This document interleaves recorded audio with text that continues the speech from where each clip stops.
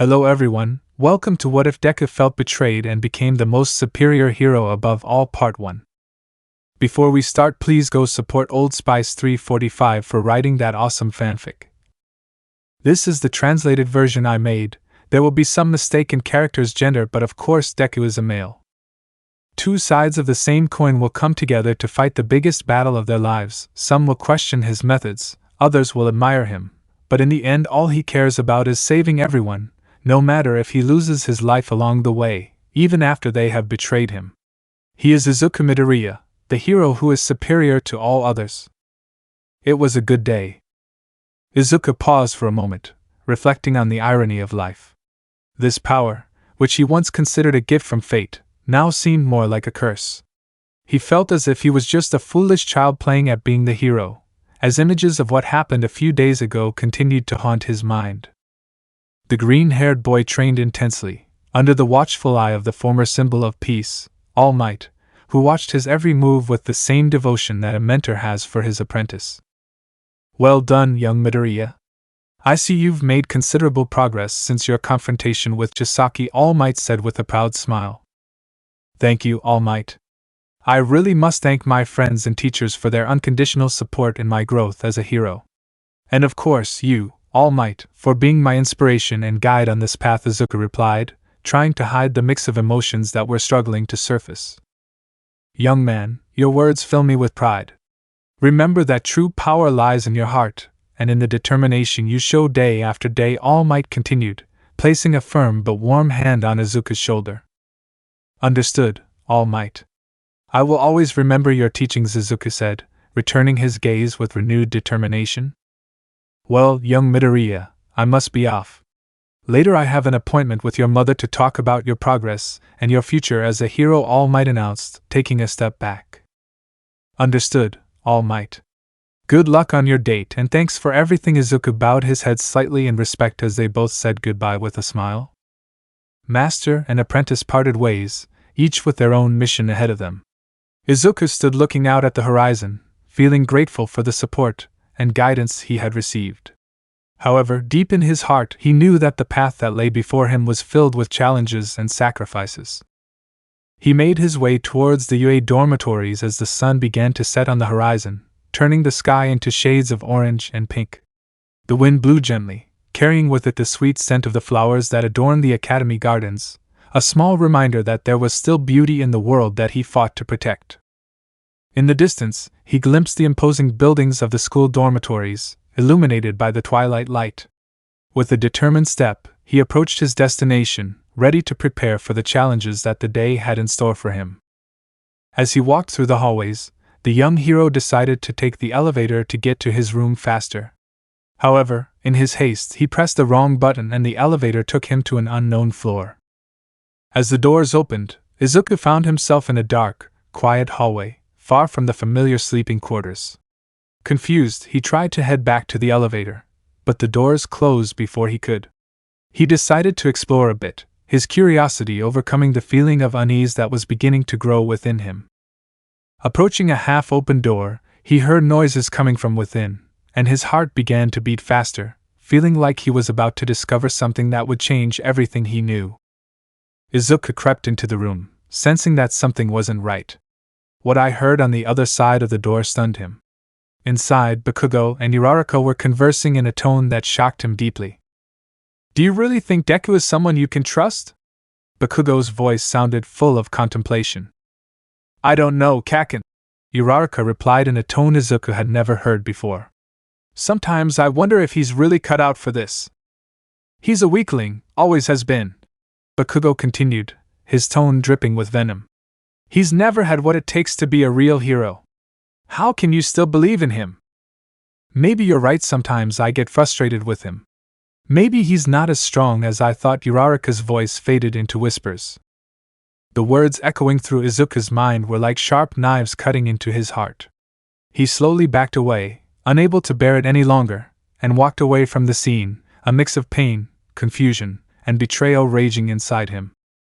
Somehow, he managed to make it back to the elevator and arrived at his correct floor, where the bustle of his classmates greeted him. Izuku walked to his room with heavy steps, feeling more alone than ever, as doubts and conflicting emotions consumed him. Arriving at his room, he headed straight to the bathroom.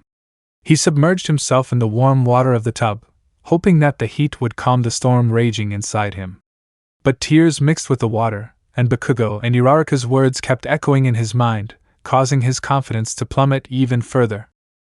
He felt betrayed and hurt by those he considered his closest friends.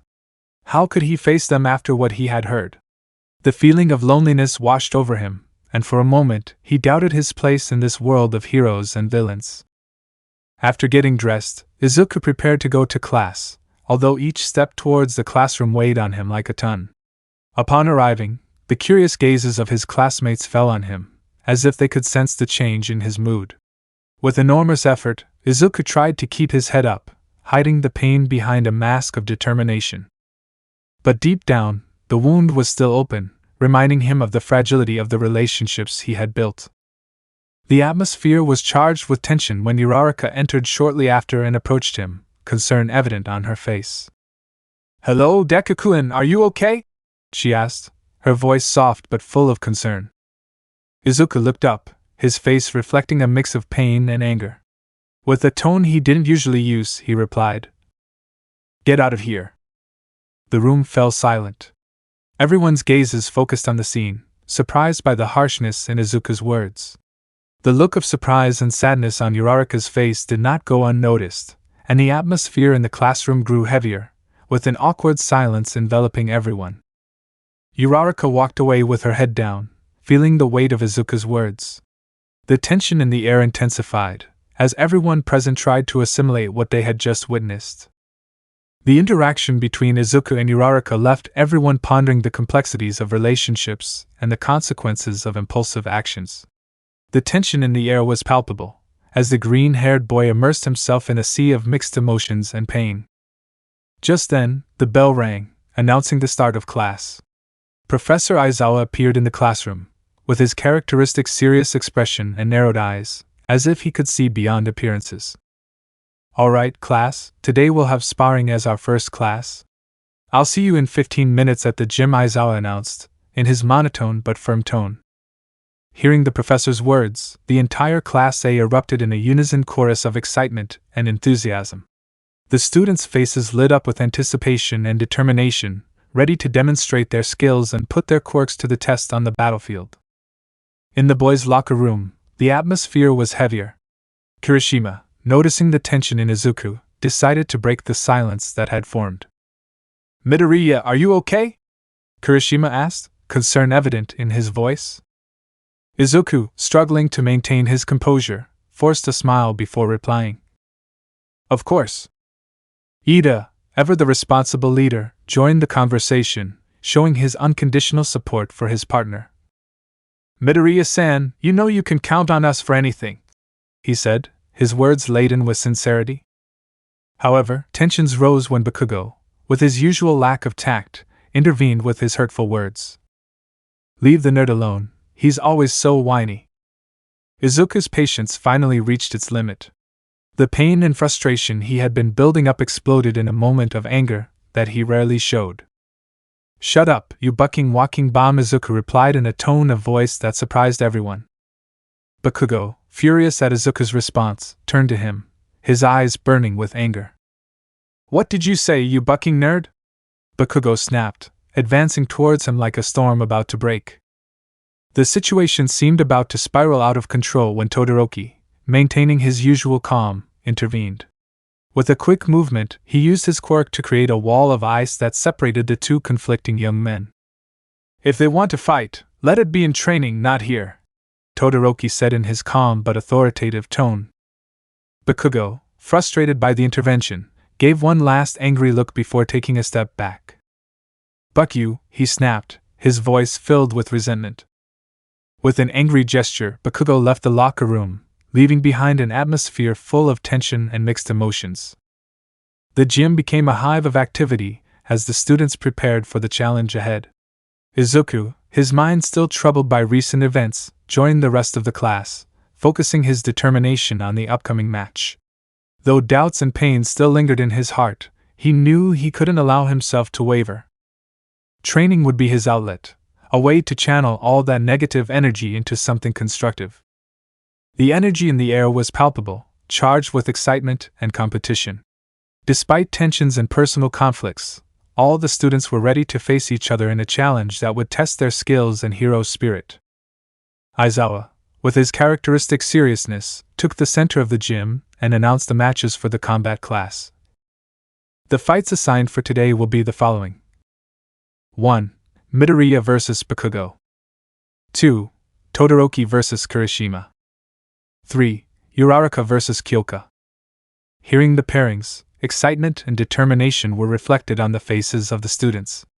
Each one mentally prepared themselves to face their opponent, ready to demonstrate their skills and quirks on the battlefield. The first match, between Midoriya and Bakugo, promised to be intense, with a long history of rivalry and conflict between the two.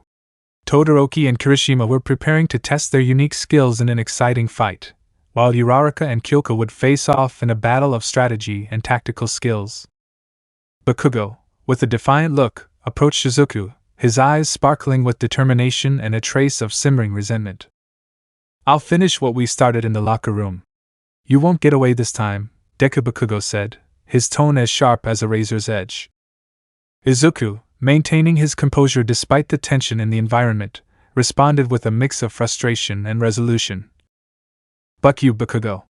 I won't let your empty words stop me. This time I'll show my full strength, no matter what you say." The atmosphere became even more tense, with the rivalry between the two young heroes reaching its peak. Bakugo's eyes shone with a fierce intensity, while determination burned in Izuku's eyes, ready to face the challenge ahead. Before the awkward silence could stretch on, Aizawa stepped in to start the match, momentarily ending the palpable tension that had built up between the two students. "Begin," Aizawa announced, his voice cutting through the air like an unrepeatable order. Bakugo, as usual, started the battle by launching explosions towards Midoriya. With impressive skill, Midoriya used a fraction of one for all to deftly dodge Bakugo's explosive attacks. With his full call activated, Midoriya counterattacked with a kick, but Bakugo managed to narrowly dodge it, showing off his agility. "Is that all you got, Deka?" Bakugo teased, his defiant tone injecting even more adrenaline into the fight. "I knew you couldn't keep up." Izuku, feeling the pressure and weight of expectations, didn't let Bakugo's words shake him from his concentration. Instead of responding with words, he redoubled his efforts, focusing on his strategy and using everything he had learned. His mind was racing a mile a minute, analyzing every move, every possibility. Bakugo, however, was giving no respite. Each blast he launched was more powerful than the last, forcing Izuku to maintain his defense and look for an opening. The battle was fierce, an exchange of power and speed where neither was willing to give in. The match continued, with both young men giving their best, their skills and determination pushing them beyond their limits. Each quirk clash resonated throughout the gym, creating a symphony of power that kept their fellow students on the edge of their seats. Izuku knew he couldn't afford to lose. Not only was his pride at stake, but also his path as a hero. With each attack, he felt the distance between him and Bakugo shortening, not only in terms of power, but also in terms of his personal growth. And although Bakugo still launched his attacks with the same relentless fury, Izuku could sense a difference in himself. He was no longer the same insecure kid that Bakugo used to bully. This match wasn't just a test of strength, but an affirmation of who he was becoming. With a determined look, Izuku prepared for his next move, aware that the true battle was just beginning. "Is that all you got, Deka?" Bakugo snapped, his voice laced with contempt. At the provocation, Midoriya felt anger bubbling up inside him. He increased the percentage of one for all, unleashing an impressive power that electrified the air around him. He began to move with incredible speed, zigzagging around Bakugo, looking for the perfect moment to strike and destabilize his opponent. However, Bakugo was not one to be easily intimidated. With a crooked smile, he threw out a comment that cut through Midoriya's emotional defenses like a knife. "You know, nerd, I have to admit that hitch of yours for a girlfriend moves pretty well." Bakugo's words echoed in Midoriya's mind like a painful echo, reminding him of the moment of betrayal and confusion that had shattered his world. Anger and pain intertwined, creating an emotional storm that threatened to boil over. Eyes filled with rage, Midoriya fiercely launched himself at Bakugo, forgetting all strategy, driven only by the desire to make him pay for those words. The fight intensified, with both young men fighting with a ferocity that electrified the air. But in the middle of the fight, a precise blow from Bakugo caused Midoriya to fall to the ground, feeling the impact not only on his body, but also on his spirit, as if his entire world was crumbling. Suddenly, the world around him faded away, and Midoriya found himself in a strange place, a deep, dark void where only an unknown figure stood out in the blackness. Dressed entirely in black, the figure had intense red eyes that shone like blood. "Welcome, Midoriya," the figure said in a deep, resonant voice. "You have arrived at a space where your thoughts and emotions intertwine. I am here to offer you a unique opportunity in this time of introspection." Midoriya, still bewildered by what had just happened, watched the figure with a mix of curiosity and caution, ready to hear what this mysterious entity had to say. "In this place of reflection, you will find answers to questions you have not even asked," the figure continued. "Explore your inner self and discover the truth that lies deep within you." The figure's red eyes bore into Midoriya's, as if he were looking straight into his soul. The figure offered him a tempting option, to switch places with him, to face Bakugo from a whole new perspective. At first, Midoriya hesitated, unsure of what this proposition truly entailed. But the figure, sensing the young hero's emotional instability, took advantage of his vulnerability. "This is your time, Izuku," the figure insisted. "It is not weakness to accept help when you need it. Allow me to guide you, and together we will overcome this obstacle." With a mix of uncertainty and fear, Midoriya finally accepted the unknown figure's proposal, feeling a dark and powerful energy begin to envelop him.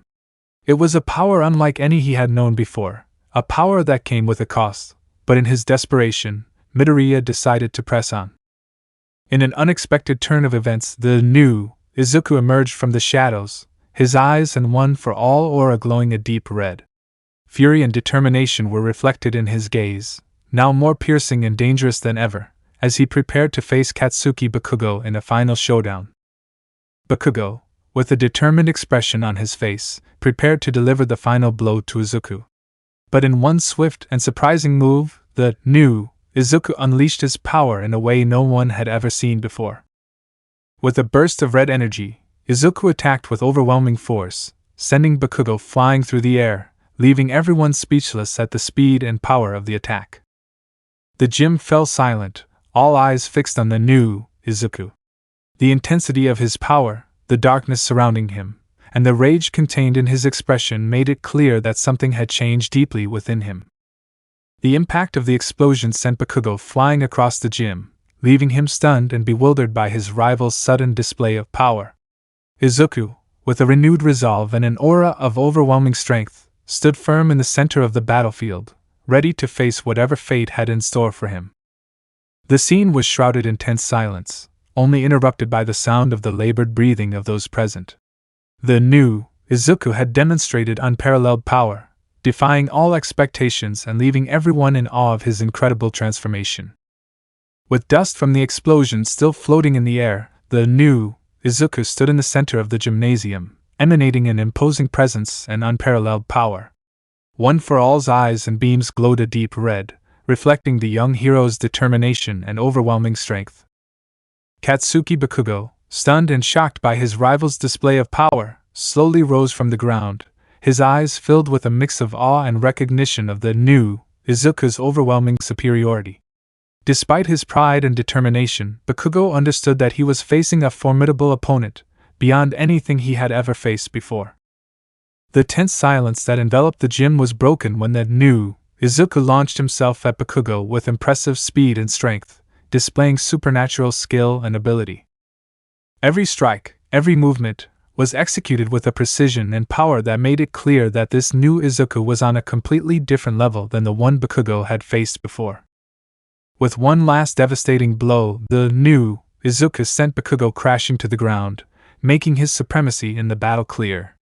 The gym was plunged into a deathly silence, with everyone present in awe of the young hero's display of power and skill. Izuku stood tall, looking at Bakugo with a mix of determination and compassion in his eyes. Even though he had defeated his rival in overwhelming fashion, Midoriya's essence still shone within him, reminding him that despite everything, Bakugo was still his classmate, someone with whom he had shared a long and complicated history. At that moment, it became clear to everyone that this Izuku had ascended to a level of power that placed him in a category of his own, surpassing all expectations and challenging the limits of what was thought possible. Professor Aizawa, watching from a distance, approached with a serious and dismayed expression. The display of power he had witnessed had not only impressed him, but had also caused him deep concern. It was evident that something had changed in Midoriya, something that needed to be understood and controlled. "Midoriya, you have shown unparalleled power in this battle," Aizawa said, his voice calm but firm. "It is evident that you have reached a level of skill and prowess that goes beyond what we had imagined. Take Bakugo to the infirmary for medical attention. After school, we will discuss this new power of yours and how to properly handle it." Aizawa's words were more than just a command, they were an acknowledgement of the importance and potential danger of what he had witnessed. He knew it was crucial to address the rise of this new power in Midoriya, and the need to understand its scope and implications was more urgent than ever. As his teacher, he was determined to guide his student through this complex new chapter of his development as a hero. Izuku nodded silently, the intensity in his red eyes beginning to fade as he approached Bakugo, who still lay on the ground. With an effort that demonstrated his internal strength as much as his external, Midoriya lifted him up, resting his weight on his own shoulder. As he did so, he felt the weight of what had just happened and knew that although he had won this battle, the internal war to come was only just beginning. As Midoriya carried Bakugo towards the infirmary, Aizawa's gaze remained fixed on the young hero, contemplating the potential and responsibility that now rested on his shoulders. The after-school conversation promised to be crucial in exploring and understanding the meaning of this overwhelming new power and how to effectively integrate it into his path as a hero in training.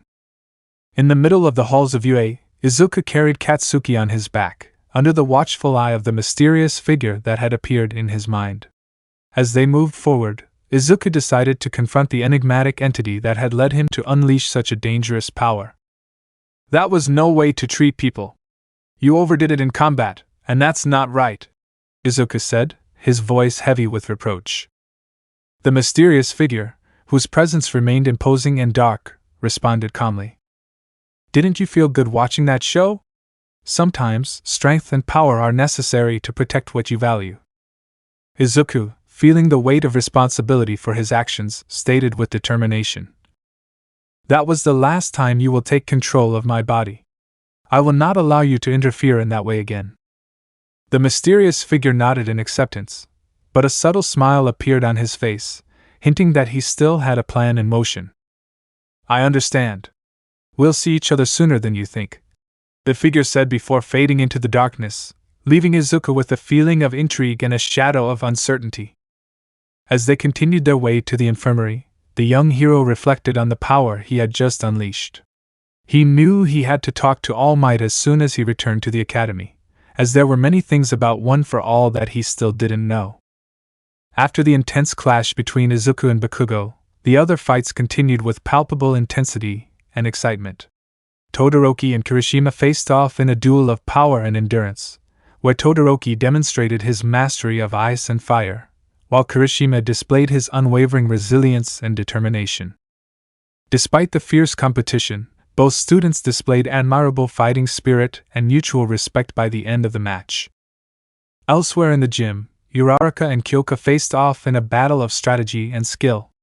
Uraraka demonstrated her agility and prowess in aerial combat, while Kyoka masterfully used her sonic quirk to disorient her opponent. Despite the intensity of the fight, both students showed great respect and camaraderie at the end of the battle, acknowledging each other's skill and bravery. As the fights continued, Izuku remained in the infirmary alongside an unconscious Katsuki Bakugo. Overwhelmed by a mix of emotions and thoughts that consumed him, he found himself alone in the room, the weight of the recent battle on his shoulders. In a moment of intense frustration and pain, the words he had suppressed for so long finally found their way out. "Bakugo," Izuku began, his voice shaking with suppressed rage, Your actions today have made clear the true nature of your being. Your arrogance and cruelty know no bounds, and what I witnessed in the dorms only confirms what I always knew. You are a despicable being lacking in empathy. You do not deserve the camaraderie or respect of those around you. Izuku's words echoed through the infirmary, filling the room with an atmosphere charged with tension and conflict. His expression reflected the intensity of his emotions, releasing years of resentment and pain accumulated by Bakugo's attitude. As a heavy silence fell over the room, Izuku felt a mix of release and bitterness. He knew his words wouldn't change Bakugo, but he needed to express what he had kept inside for so long. With his heart filled with pain, Izuku made his stance clear, marking a turning point in their relationship. Later that day, with most of Class 1A having left the classroom, only Izuku and Achiko remained in the room, locked in an awkward silence that had persisted throughout the day. Achiko, determined to address the tension between them, looked for an opportunity to speak privately with Izuku, hoping to resolve the conflicts that had arisen. However, when she finally worked up the courage to approach him, he adopted a cynical and cold demeanor, revealing his true feelings. As she tried to start the conversation, Izuku, fed up with the situation and with emotions bottled up all day, exploded negatively at her. The anger he had built up for so long finally boiled over, and his words were harsh and full of reproach. "I can't believe you have the audacity to want to talk to me after what happened," Izuku shouted, his voice filled with pain and rage. "Your betrayal and disloyalty have destroyed everything we had. Our friendship, our trust, everything has gone to hell because of you." Izuku's words echoed through the silent classroom, filled with pent-up pain and resentment. Achiko, in a surprising turn of events, responds with cynicism and coldness, accepting his actions and revealing her weariness of continuing to pretend. "It's about time we stopped pretending, don't you think?" Achiko said, her voice tinged with bitterness. "This has all been a farce, and I'm sick of keeping up appearances. If that's how you see it, then so be it. Our relationship was nothing more than an illusion that's finally fading away." Shock washed over Izuku as he heard Achiko's response. It was as if he was facing a completely new version of her, one he had never seen before. The coldness and sincerity in Achiko's words marked a breaking point in their relationship, exposing truths that had been hidden beneath the surface.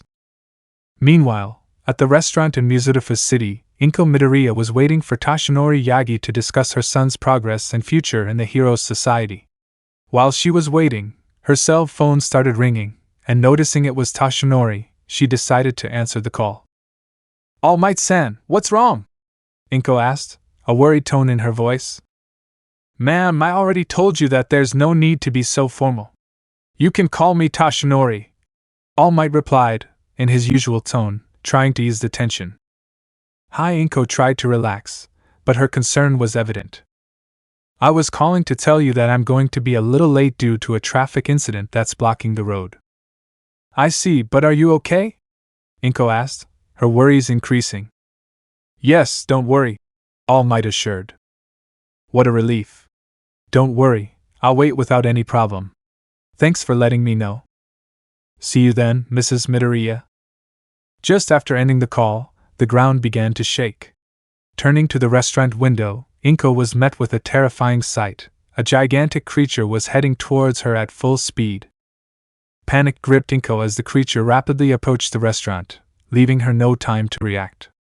She braced herself for the worst, terror paralyzing her as the creature's shadow enveloped her. Regaining consciousness after the impact, she realized that a Noma was holding her in one of her hands. "Let me go, you monster!" the woman screamed in terror, struggling in vain to free herself. "Oh, don't worry, ma'am. The Noma won't do anything to you until I tell him to." A cold, calculating voice made her look up, where she saw a blue-haired man with one hand covering his face. "Let me introduce myself properly. I'm Tamura Shigaraki, and I'm a close friend of your son." "Why, you're lying. My son doesn't hang out with villains like you," Izuku replied in terror, trying to cling to any hope. "Very perceptive, ma'am. True, I am not your friend, but I am your greatest enemy." Shigaraki began to laugh uncontrollably. "A hero, please help me!" Izuku screamed desperately, hoping someone would hear her.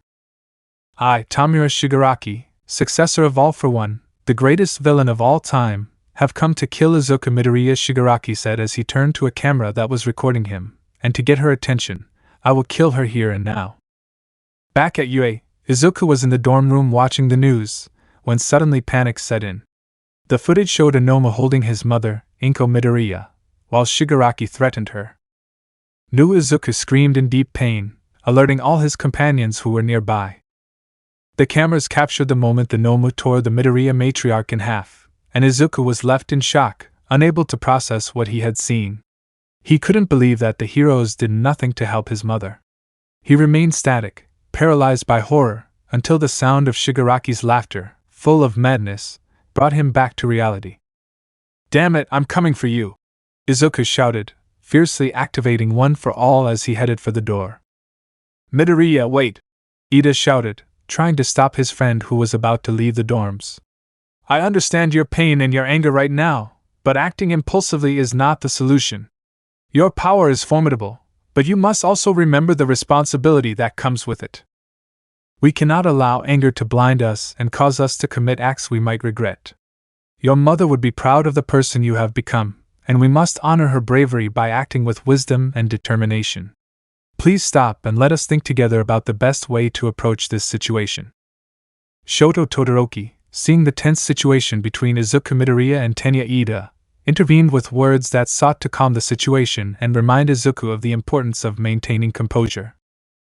Izuku, revenge is not the answer. We can't let Shigaraki manipulate us. We have to be smarter than that, Todoroki said in his calm tone, trying to reason with his partner. Momo Yayorozu and Eijiro Kirishima, remembering Bakugo's rescue and the consequences it had, decided to intervene in the conversation to prevent the situation from repeating itself. Guys, let's remember what happened the last time we acted impulsively. Bakugo's rescue was an extreme situation that was about to get out of control. We can't let anger and impulsiveness get the better of us.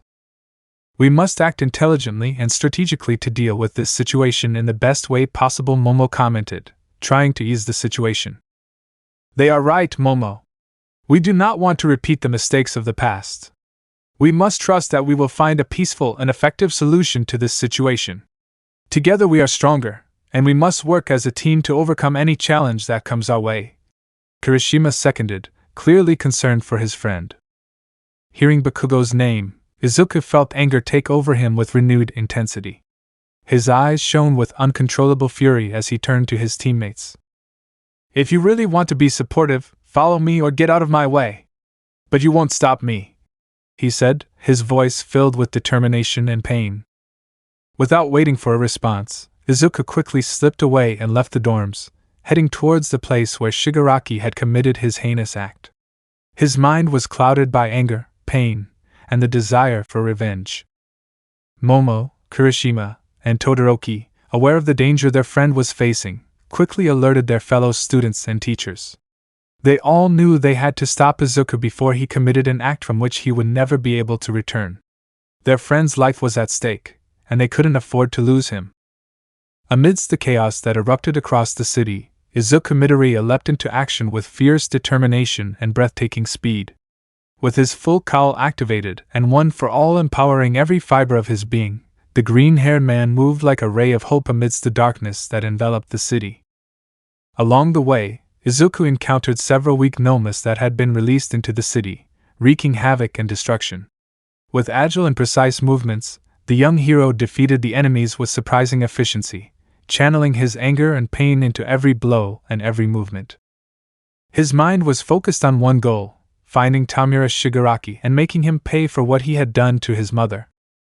Leaping between buildings and dodging debris, Izuku made his way through the chaos, his unwavering determination guiding him on his mission to protect the citizens and stop the threat of the nomas.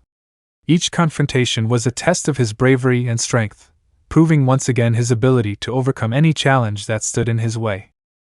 As he moved forward, the city lit up with flashes of energy and power, as Izuku fought tirelessly against the enemies that threatened everyone's safety. His heart was pounding, his mind focused on the goal of keeping those who needed it safe and putting an end to the chaos that had broken out. With each Nomu defeated, Izuku felt a mix of relief and determination, remembering the importance of his mission as a hero and the weight of responsibility that rested on his shoulders. In the midst of battle, he found strength in his friends, in his training, and in the desire to protect those he loved. Finally, after what seemed like an eternity of fighting, Izuku arrived at the spot where Tamura Shigaraki was watching the chaos he had unleashed, sitting indifferently on a piece of rubble. "I see you've arrived, Izuku Midoriya. Just in time to die with the others," Tamura said, a sadistic smile spreading across his face. "Shut up, you'll pay for what you did to my mother," Izuku exclaimed angrily, his voice shaking with fury. "Do you really think you can beat me?" Tamura sneered, his tone laced with contempt. "You're just a kid with a power you don't understand."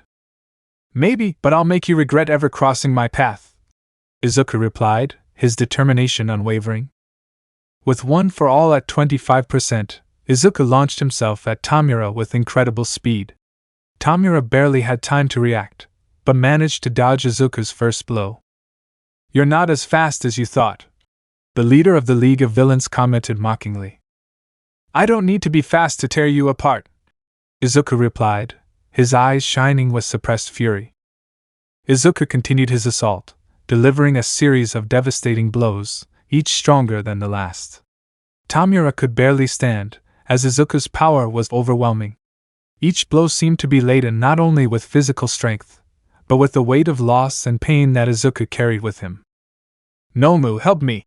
Tamura shouted, his voice filled with frustration and despair. A Nomu appeared out of nowhere, attacking Izuku from behind. The blow sent him flying several meters, crashing into a wall. Pain coursed through his body, but Izuku knew he couldn't give up. Not now. "Damn it, I can't keep going like this. I have to defeat Tamura before it's too late," Izuku said, struggling to get to his feet. Using all the power he had left, Izuku activated 35% of One for All, even though he knew his body might not be able to handle the load. Energy vibrated through his body, and every muscle seemed on the verge of breaking, but his will was stronger. "This is the end, Tamura. I don't care if I die, I'll take you with me," Izuku declared, his voice ringing with unwavering determination. Izuku charged towards Tamura with all the strength he had, dodging the Noma that tried to stop him. With a last-ditch effort, he landed a blow straight at Tamura's chest, breaking through all of his defenses and leaving him severely injured. The impact was so strong that the ground beneath them cracked, and the shockwave was felt meters away. How could you?" Tamura gasped, unable to believe he had been defeated. "Because I had no other choice. It was either this or letting you destroy everything I love," Izuku replied, his eyes filling with tears as he looked at the man who had caused so much pain. With Tamura defeated, the Noma began to rampage, attacking anything that moved. Izuku, exhausted and on the verge of collapse, knew he couldn't possibly take on the creature in its current state. "Damn it, I can't give up now," Izuku muttered, his strength fading. Just as the Nomu was about to attack Izuku, a blast of fire stopped him in his tracks. It was Endeavor, who had arrived at the last moment. "Brat, hold on. I'll take care of this," Endeavor shouted, his voice full of authority. With a powerful blow filled with fire, the number one hero completely incinerated the Noma's brain, rendering it useless in a matter of seconds. "Brat, are you still alive?" Endeavor asked, somewhat worried seeing Izuku's condition. "I did it. I defeated that bastard, but my mother." Izuku could barely speak, his words broken by pain and sadness. Endeavor lowered his head, acknowledging the sacrifice Izuku had made. "I'm sorry, brat," he said in an unusually soft voice. Izuku, exhausted and with tears in his eyes, fell to his knees. Everything he had done, everything he had sacrificed, had not been enough to save his mother. "I'm sorry, Mom, I'm so sorry," Izuku whispered, his voice barely audible. Endeavor approached him, placing a hand on his shoulder with a mix of respect and sadness. "Rest now, boy. You have been a true hero," Endeavor commented, acknowledging Izuku's courage. With those words, Izuku finally gave in to exhaustion, his body collapsing as darkness enveloped him. He had done everything he could, and although the price had been high, his spirit would not break. He had fought with everything he had, and in his heart he knew that, despite everything, his mother would be proud of him. Izuku felt as if the world was crumbling around him. The pain in his chest was unbearable, as if an invisible hand was squeezing his heart. His eyes began to fill with tears, but before they fell, a flash of anger ignited within him. Days later. "No, it can't be," he murmured, his voice breaking under the weight of the reality that was imposed on him. Gran Torino, with an expression of deep sadness, continued. "I'm so sorry, my boy. The news of his death was a hard shock for everyone. The funeral was held a few days ago, while you were unconscious. We didn't want to wake you up, you needed to rest." Izuku squeezed his eyes shut, trying to process what he had heard. Images of his mother, her laughter, her warmth, passed through his mind like an unstoppable torrent. He wasn't ready to accept that she was gone forever. "Why?" His voice was barely a whisper, filled with pain. "How could they let this happen? The heroes should have saved her." The pain in his chest quickly turned into rage. Izuku's eyes turned to deep crimson, reflecting the anger boiling within him. Gran Torino, seeing the change in Izuku, remained calm and responded in a calm but firm tone. "The situation got out of hand, Izuku. No one expected an attack of that magnitude. The heroes were outnumbered, and the League of Villains took advantage of that opportunity." Izuku clenched his fists so tightly that his knuckles turned white. Fury and helplessness mixed in his heart, creating a storm of emotions that threatened to overflow. "That's not an excuse," he shouted, his voice filled with anger and despair. "She didn't deserve to die like that." Gran Torino looked down for a moment, letting Izuku's pain express itself, knowing it was a natural reaction to such a great loss. "I know, boy, and believe me, we all feel it. But there's something else you need to know," added Gran Torino, trying to prepare him for the harsh reality that was coming. Izuku, his heart racing and his rage still lingering, asked in a tone filled with bitterness. "What could be worse than this?" Gran Torino took a deep breath, knowing that what he was about to say could break the young hero even further. Since that day, society has begun to question heroes. People are losing faith. The recent attacks, your mother's death, everything has made them wonder if heroes are really capable of protecting them. Izuku felt his rage and despair mix with a growing sense of helplessness. "It can't be," she whispered, her voice weak and shaky. "Criticism is mounting, even among the heroes," Gran Torino continued. "Some think we've failed, that the system needs radical change. And others are beginning to lose hope." Izuku clenched his fists even tighter, feeling a mix of pain and fury consuming him from within. Everything he had fought for, everything he had believed in, seemed to be crumbling before his eyes. "No, we can't give up. We can't let the villains win. If we let them take away our hope, then my mother will have died for nothing," Izuku said, clenching his fists helplessly. Gran Torino nodded slowly, acknowledging the young man's willpower. "You're right, Izuku. But you must also be aware of what's coming. The battle won't be easy, and the burden you carry is heavy." Izuku felt the weight of Gran Torino's words. He knew he was right, but he also knew that the fight ahead would be the hardest of all. Not only did he have to face the villains, but also the growing distrust of society and the pain in his own heart. "I won't let everything we've built fall apart. I will become the hero everyone needs, even if I have to bear all the pain. I won't let my mother's death be in vain," Izuku said, a spark of determination in his eyes. Gran Torino watched the young man with a mixture of respect and concern. "That's it, kid. Take that determination and use it to make yourself stronger. You still have a long way to go, but I know you can do it." Izuku nodded slowly, his eyes still filled with tears, but with a determination burning in his heart. He knew he couldn't let the pain consume him. He had to keep going, for his mother, for his friends, and for the society that so desperately needed heroes. "I won't stop, Gran Torino. Not until this world is a safe place again." "That's what I wanted to hear, boy. Now get some more rest. You're going to need all your strength for what's coming." However, something began to bother Izuku. A question that had not previously surfaced in his mind made its way forward, filling him with a new concern. "Gran Torino," he said with a trembling voice, looking at the elderly hero with eyes full of uncertainty. What happened to All Might? Is he okay? Gran Torino's face hardened, showing a mixture of sadness and concern. Izuku, he paused, taking a deep breath before continuing. All Might isn't here. He's not here? Izuku repeated, his heart beginning to pound. Where is he? Tell me the truth. Gran Torino looked down, avoiding eye contact, as if he were struggling with words. After the attack, Gran Torino paused, his voice heavy with gravity. All Might disappeared, Izuku. Izuku felt as if the ground was crumbling beneath his feet. What do you mean, disappeared? Izuku asked, his voice shaking in disbelief. How can someone like him just disappear? The heroes arrived at the scene as quickly as they could, but when they found the scene there was no sign of him. There were no signs of a struggle, no body, nothing. It's like I've vanished. Izuku tried to get up from the bed, but his body was still weak and he fell back onto the mattress. That doesn't make sense, I have exclaimed, despair taking over. All Might wouldn't just disappear like that. He has to be somewhere, he has to be alive.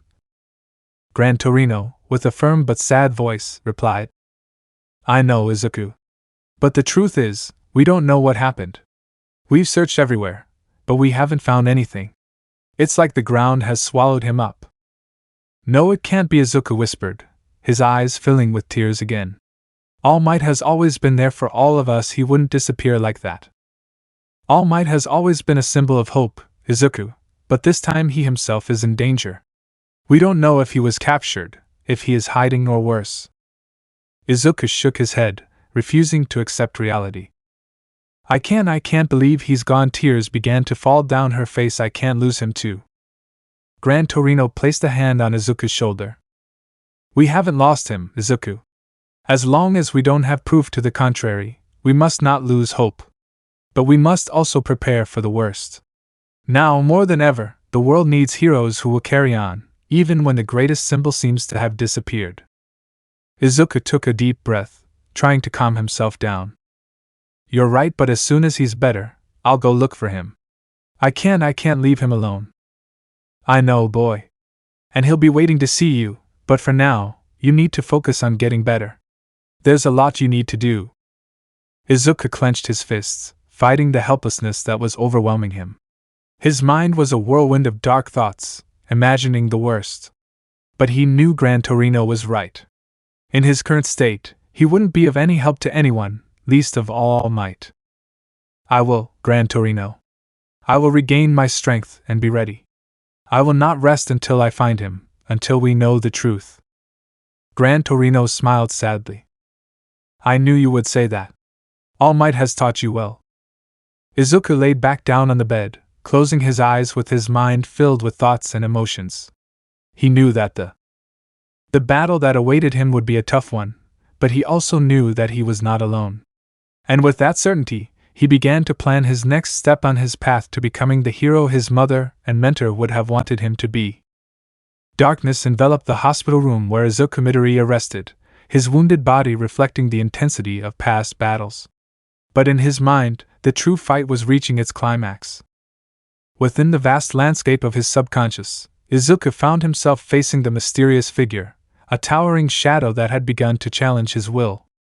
Around him, the hospital environment was distorting and crumbling, reflecting the figure's growing influence over his mind. I won't let you take control of my body! Izuku screamed, his voice echoing in the emptiness of his mind.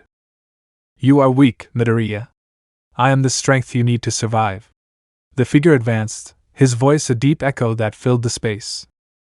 Izuku launched an attack, his fists charged with the power of one for all, but the figure dodged each blow with eerie ease, moving like a wandering shadow, barely noticeable. I don't need your kind of strength, he said with determination as he tried to land a blow. But I do need your body. With a sinister smile, the figure extended his hands, releasing a wave of dark energy that struck Izuku, throwing him back. The internal struggle intensified, and even though Izuku tried to resist, he felt his strength abandoning him. The wounds from his previous battles weighed on him, his body and mind no longer responded as before. The mysterious figure took advantage of every moment of doubt, every second of weakness. "I can't lose," Izuku whispered, as he tried to get up with difficulty. But the figure gave him no respite. With a swift, decisive movement, he delivered a final blow, an explosion of dark energy that completely engulfed Izuku, obscuring his vision and plunging him into a bottomless abyss. "It's inevitable. Now, everything you are belongs to me," the figure determined with malice in his words. Back to reality, Izuku woke up with a start, his body jerking up in the bed. But something had changed. The room was in disarray, sheets turned off and medical monitors flickering erratically, reflecting the chaos raging inside him. A nurse ran into the room, alarmed by the noises. "What happened here, Midoriya-kun?" I asked with concern. Izuku, his crimson eyes now glowing ominously in the dim light, turned to her with a disturbing calm. "I'm just as confused as you." His tone was calm, but there was something disturbing in his gaze. The nurse, although worried, could do nothing but nod and leave to get help, feeling chill as she left the room. Izuku laid back down, staring at the ceiling. But the person lying on that bed was no longer the same Izuku Midoriya. The battle within his mind had concluded, and he had lost. Control of his body was now in the hands of the mysterious figure, a dark presence that was beginning to blur the lines between hero and something far more dangerous. A subtle smile spread across his face as his crimson eyes glowed in the darkness. Izuku's essence was still there, but trapped, silenced by the influence of the figure that now dominated his mind. As the night wore on, Izuku's silhouette loomed against the dim light of the room, a figure that, though familiar, now hid a dark secret. The real Izuku was trapped within his own mind, and the mysterious figure was beginning to exert his will on the outside world, bringing with it a darkness that threatened to consume everything. The next phase of his existence had begun, and with it, the danger he posed to all who had ever known him as the hero he always wanted to be. Next steps. It had only been a few days since Izuku Midoriya's world had completely come crashing down. The death of his mother had left an unfathomable void in his heart, and the disappearance of All Might, his mentor and guide, had only plunged his soul into even deeper darkness. Izuku moved through UA like a ghost, his physical presence intact, but his essence gone, replaced by something cold and unfamiliar. His classmates, concerned for his well-being, tried to reach out to him, offering words of comfort. But what they received in return was something that left them cold. Everything's fine, from Izuku was delivered with a coldness and indifference they didn't recognize in their friend.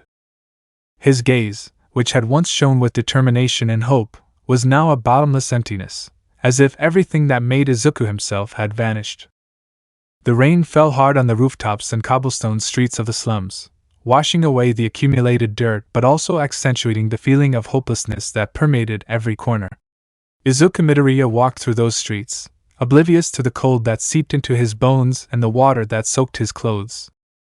His mind was as cloudy as the sky above him, lost in dark thoughts that repeated themselves like an endless echo. The sound of voices in the distance briefly brought him out of his trance. Voices coming from an alleyway barely lit by a weak, flickering light. Curiosity, or perhaps something else, prompted him to come closer, his footsteps echoing in the puddles splashing around his boots. As he got closer, the scene in front of him began to take shape. In the middle of the alley, a tall, athletically built, blond man was mercilessly beating another man who was barely standing. The screams of the spectators mixed with the sound of the blows, creating an atmosphere charged with violence and excitement. Izuku watched silently, his dull green eyes reflecting the scene before him.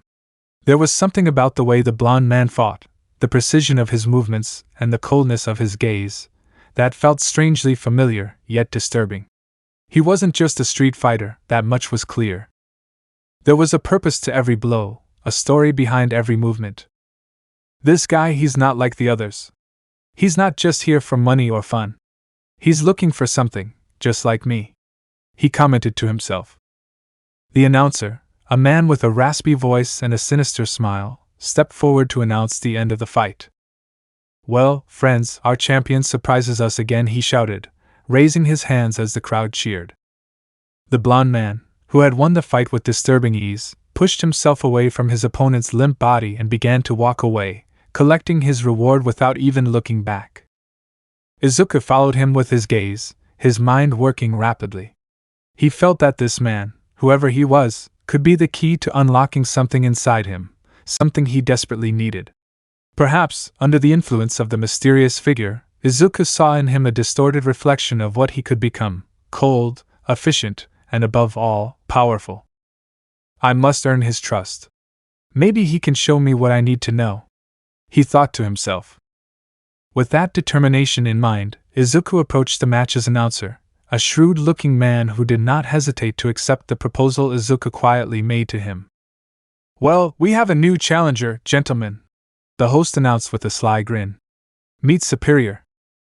The dark alley was filled with murmurs and whispers as the announcer announced the new challenger. The spectators, accustomed to brutal fights without rules, looked skeptically at the young man who had decided to enter the arena. But Izuku Midoriya, now self-proclaimed superior, paid no attention to the stars or the comments. His mind was fixed on a single goal: to prove that he was not only worthy of being there, but that he was superior to anyone who stood before him. The first fighter, a burly man with scars on his arms and an intimidating demeanor, stepped forward, grinning arrogantly. To him, this was just another rookie who would soon learn the lesson of not messing around in these circles. Fighter 1. "Come on, brat. Let's see what you got." He grew red as he approached, his movements heavy but confident. Izuku watched him emotionlessly, his green eyes dull beneath the hood that partially covered his face. As the man lunged at him, Izuku dodged with surprising agility, almost as if he had anticipated every move. With a quick, precise strike, he landed a kick to the man's back, sending him sprawling. The fighter stood up, furious, and charged again, only to receive a punch to the jaw that left him staggering. Izuku's expression didn't change. There was only disdain in his gaze. "This is boring," he muttered before delivering a final blow to the man's ribs, leaving him unconscious on the ground. "Anybody else?" he asked in a flat voice, looking at the others with a mixture of superiority and disdain. The crowd murmured among themselves, some surprised by the young man's efficiency and coolness, while others simply saw him as a lucky rookie. However, the announcer, seeing an opportunity to keep the excitement going, pointed to another fighter. "Announcer. Well, we have another challenger," he announced, pointing to a thinner man, but with a look that reflected cunning and experience. Fighter 2. "You got lucky with the first one, brat. But I'm a different class," the man said, smirking as he prepared to attack. Izuku braced himself, but this time his arrogance got the better of him. The second fighter, more agile and tactical, moved quickly, grabbing Izuku and landing a kick on his leg, knocking him off balance and to the ground. Wasting no time, the man lunged at him, punching him repeatedly in the face. Izuku's mind. "Damn, I can't believe I'm getting beaten up. I'm supposed to be superior to everyone, fine. I didn't want to use this, but I have no other choice." Gathering all his strength, Izuku broke free of the hold with a powerful kick, sending the man sprawling backwards. He quickly stood up, his eyes filled with cold, calculating determination. Now, the fight was getting serious.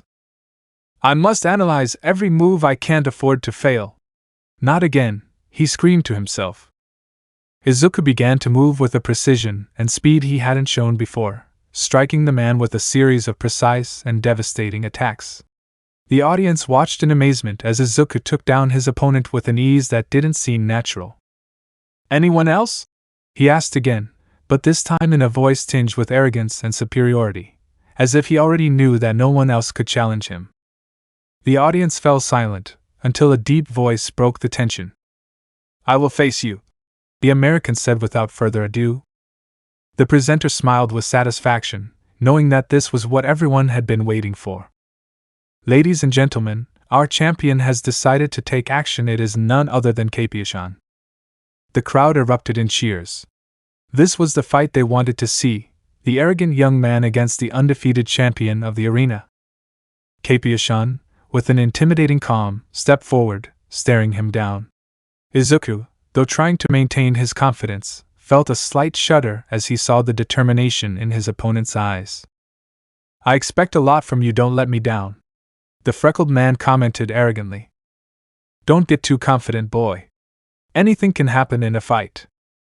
Before Izuku could respond, Oliver moved with a speed that almost defied his perception, and in an instant, Izuku felt an intense pain in his chest. Oliver had struck with a force and precision that Izuku had not anticipated. Focus. Pain and surprise sent Izuku into a rage, but every attempt to attack Oliver was countered with superior speed and skill. Oliver struck him again and again, until he finally grabbed his arm and dislocated it with one precise move. The freckled man cried out in pain. Show me that technique you used earlier. Stop holding back. Okay, I'll be serious, I exclaimed, putting on a more serious face. But even as Izuku tried to focus and look for an advantage, he found he couldn't read Oliver like he had the others. There was a lack of weak points, a sense of impenetrability that drove him to despair. I only have one chance to take him down, but how? He thought to himself. What's wrong, kid? Can't you continue? The man asked with a haughty smile. Oliver's words infuriated Izuku, who, in a last-ditch attempt, performed a feint to distract Oliver, trying to use the only advantage he thought he had. However, Oliver was one step ahead. He caught him by the dislocated arm and subdued him with a lock, immobilizing him. You surrender, Capiashan said calmly. I will never give in to anyone now. Don't make this any harder, boy. I promised someone that I would never give up and that I would be superior to everyone else, said the freckled boy on the ground. I see you have a reason to fight, but that ego of yours will only bring you trouble. And with those words, Capiashan knocked out Izuku, leaving him unconscious on the ground. A week of searching. Day 1, Awakening and Decision. The cold seeped through the darkness, awakening Izuku Midoriya from a dream he didn't remember having. His eyelids slowly opened, revealing an unfamiliar ceiling, gray and corroded by time. He wasn't at UA, nor was he home, and for a moment, confusion clouded his thoughts. Then pain set in, reminding him of the reality of his situation. He tried to move, but a sharp pain in his arm made him stop. Looking down, he saw his dislocated arm, the swelling evident beneath the skin. He closed his eyes and took a deep breath, fighting to remain calm. Memories of the previous night came in waves, bringing with them the image of the fight, the defeat, and the humiliation. Capiashan, he reminded himself. The man who had knocked him out with an ease that made him feel weak, insignificant. He struggled to his feet, leaning against the cold wall of the warehouse. The place was empty, silent save by the echo of his own breathing. He raised his good hand to his forehead, feeling something stick to his skin. He tore it off and found a crumpled piece of paper. He smoothed it out with shaking fingers and read the hastily written words. Find me if you want to keep your promise. The message was brief, but loaded with meaning. The words echoed in his mind, resonating with the promise he had made at his mother's grave. The weight of that promise had kept him going, driven him to seek power at all costs, even if that power came with a price he was only beginning to understand. He struggled to his feet, feeling the cold concrete beneath his feet and the stinging pain in every muscle in his body. His clothes, soaked by the sweat of the fight and the humidity of the place, weighed him down, but the pain was not enough to stop him. Not after what he'd been through. Not after what he'd lost. I can't go back to UA as I am now. I can't face my classmates, not while I'm so weak. I have to get stronger. I have to find answers, he said to himself. His thoughts revolved around the disappearance of All Might, the symbol of peace who had always been there to guide him. But now, with All Might gone and his mother dead, the world Izuku had known had shattered. He found himself alone, helpless, and the mysterious figure in his mind took advantage of that void, filling it with dark whispers that seeped into every corner of his being. Weakness is a luxury you cannot afford. Strength is everything. And you must be stronger than any hero, stronger than any villain. Only then will you be able to fulfill your promise. Speaking superior from the mental plane. Izuku let those words guide him as he made his way out of the warehouse. Dawn was still far away, and darkness still shrouded the city, echoing the darkness he felt within. The streets were deserted, silent save for the occasional sound of a car passing in the distance. There were no passers-by, no heroes patrolling, just him and the slowly awakening city. The pain in his arm and body intensified with every step, but Izuku hardened it. That pain, somehow, kept him focused. It was a reminder of his fragility, but also of his determination. He walked for hours, aimlessly, letting his feet carry him as his mind continued its internal struggle. His thoughts returned again and again to the figure of Capiashan, the man who had defeated him so easily. Who was he really? What had he seen in him to leave him such a message? And why did he feel that, despite the defeat, Capiashan had offered him a chance? Capiashan, he has something I need. A strength, a control that I must learn. I cannot afford to hesitate.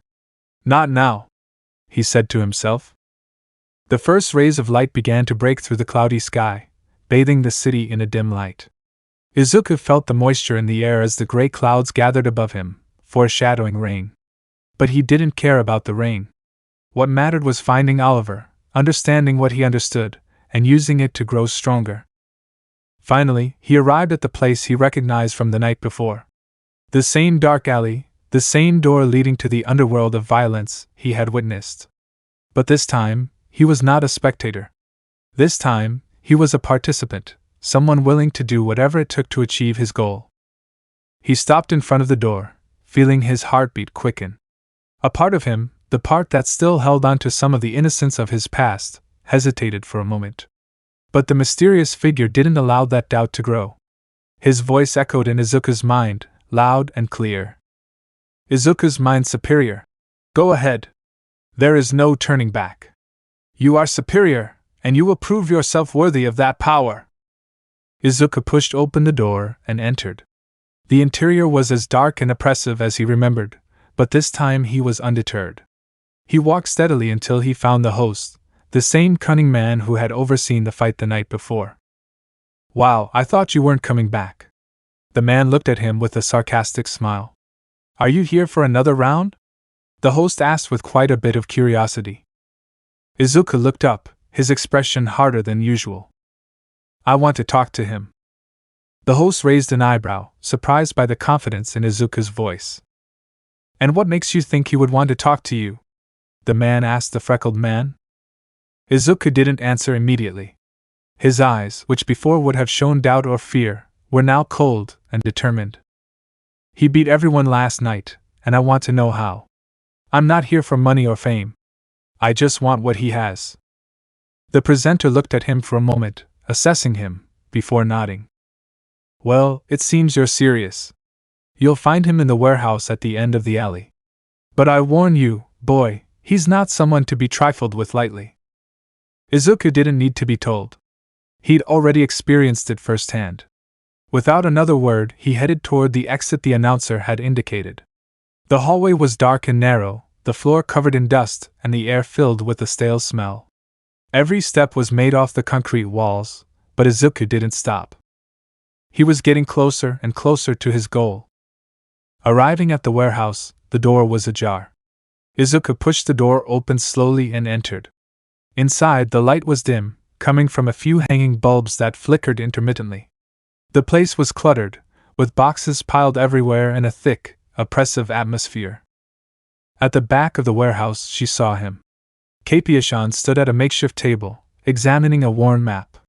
His presence filled the room in a way few others could. Not just because of his imposing stature or physique, but because of the intensity he radiated, a mix of experience, danger, and absolute control. Oliver looked up at the sound of Izuku's footsteps. His blue eyes watched him with a mix of interest and caution. I knew you would come. Izuku stopped a few feet away from him, keeping his gaze fixed on Oliver's eyes. You have what I need, he said bluntly. Oliver smiled, although there was no warmth in his expression. And what do you think you need? Izuku clenched his fists, feeling the tension in his body. He didn't know how to explain it in words, but he felt it with every fiber of his being. I want to be stronger. I can't fail again. I can't afford to be weak. Capiashan was silent for a moment, watching Izuku as if weighing his words. Strength isn't just physical, boy. What you need goes beyond that. Izuku felt a spark of frustration, but kept it under control. Then teach me. Show me what you know. Kepiashan sighed and pushed away from the table, walking towards Izuku. When he was in front of him, he looked at him straight in his eyes. Listen, Izuku. It's not just about strength or skill. It's about what you're willing to do to get it. And more importantly, what you're willing to sacrifice. Izuku kept his gaze steady. I'm willing to do whatever it takes. Kepiashan studied her face, looking for signs of doubt, but found none. Finally, he agreed. Okay. But if you're going to learn from me, you're going to have to leave behind what you think you know. We're going to start from scratch. And it's going to be painful. Izuku didn't answer. He just acknowledged, knowing he had no other choice.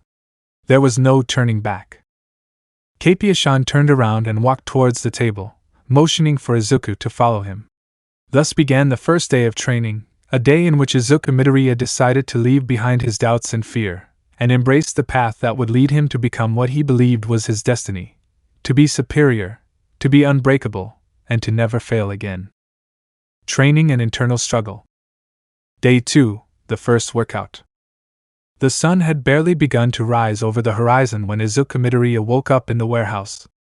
Every muscle in his body protested as he moved, reminding him of the brutality of last night's combat and the physical demands he had hardened. There was no time for regrets, though.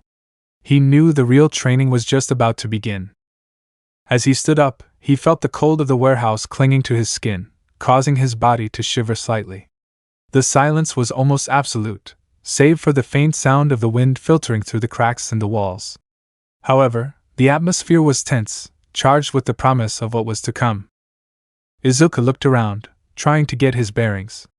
The morning light barely filtered through the broken windows, creating shadows that stretched across the concrete floor.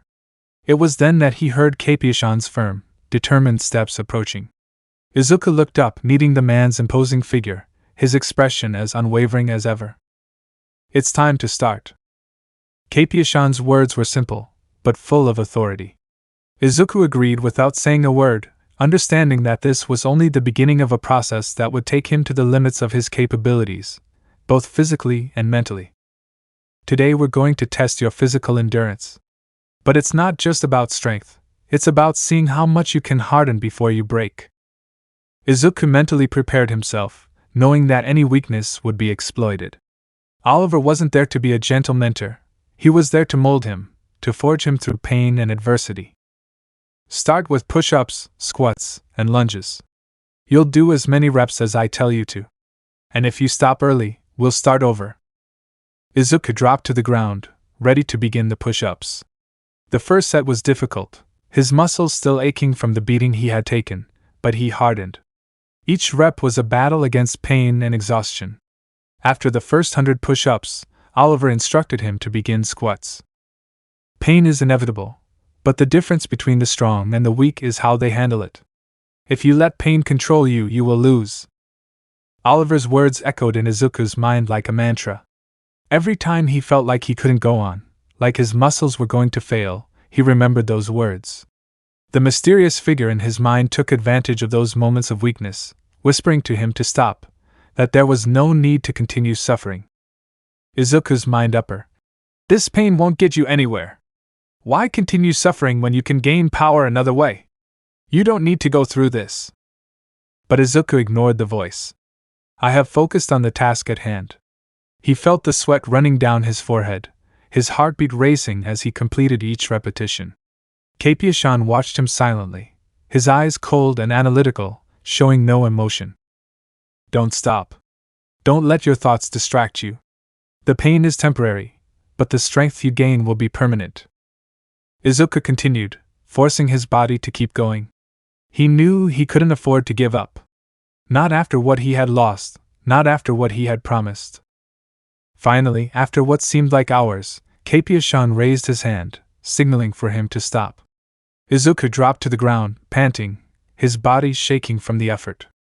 The pain was almost unbearable, but there was something else there, a small spark of satisfaction. He had passed the first test, he had proven that he could endure the pain. That's enough for now. Take a moment to recover. The real work hasn't started yet. Izuku closed his eyes, letting his breathing calm down as sweat soaked through his clothes. He knew this was just the first step. But it was a step in the right direction. Day 3, the first lesson in control. On the third day, Keipi-shan took Izuku to a secluded spot, a deserted park on the outskirts of the city. The sunrise was turning the sky into shades of orange and pink, but the beauty of the scenery didn't seem to have an effect on either of them. They were there for a reason, and there was no room for distractions. Today is not about physical strength. We are going to work on mental and emotional control. Izuku frowned, not entirely sure what that meant.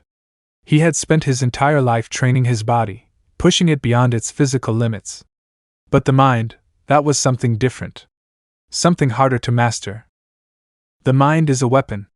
If you cannot control your thoughts, your emotions, and your will, you will be your own worst enemy in any battle. I want you to meditate. Izuku agreed, although he wasn't sure how meditation would help him get stronger.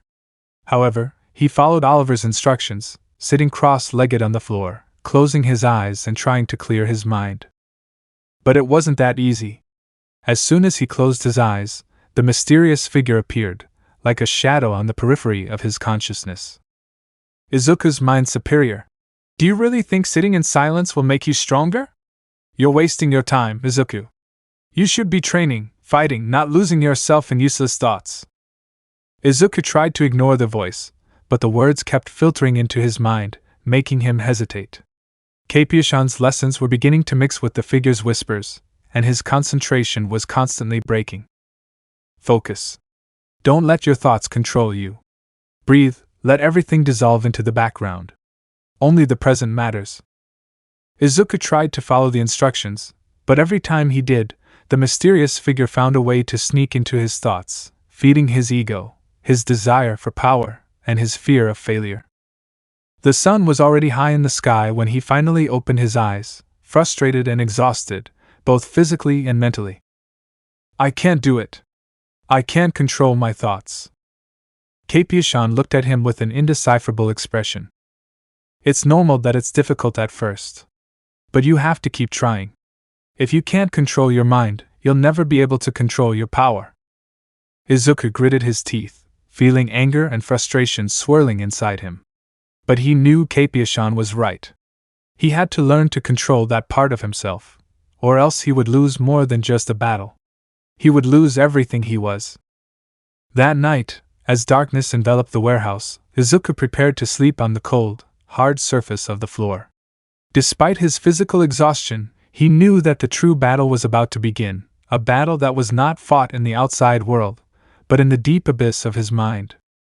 He closed his eyes, trying to remember Keipi-shan's words, focusing on the slow, controlled breathing he had been taught. But just as his mind began to relax, the mysterious figure emerged from the shadows, as imposing and defiant as ever. Izuku faced it, but this time he felt an even greater force in his adversary, as if the figure had been strengthened by his doubts and fatigue. Top. Do you really think sitting in silence will make you stronger? The voice echoed in his mind like thunder, each word laden with contemplation.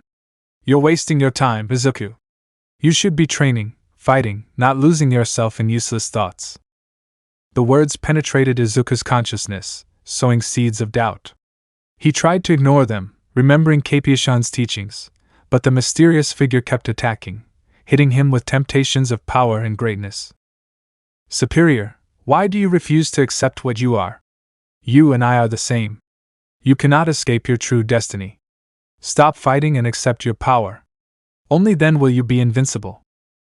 Izuku clenched his fists in his mind, feeling the overwhelming pressure of the mysterious figure, who seemed to envelop him in a cloak of darkness.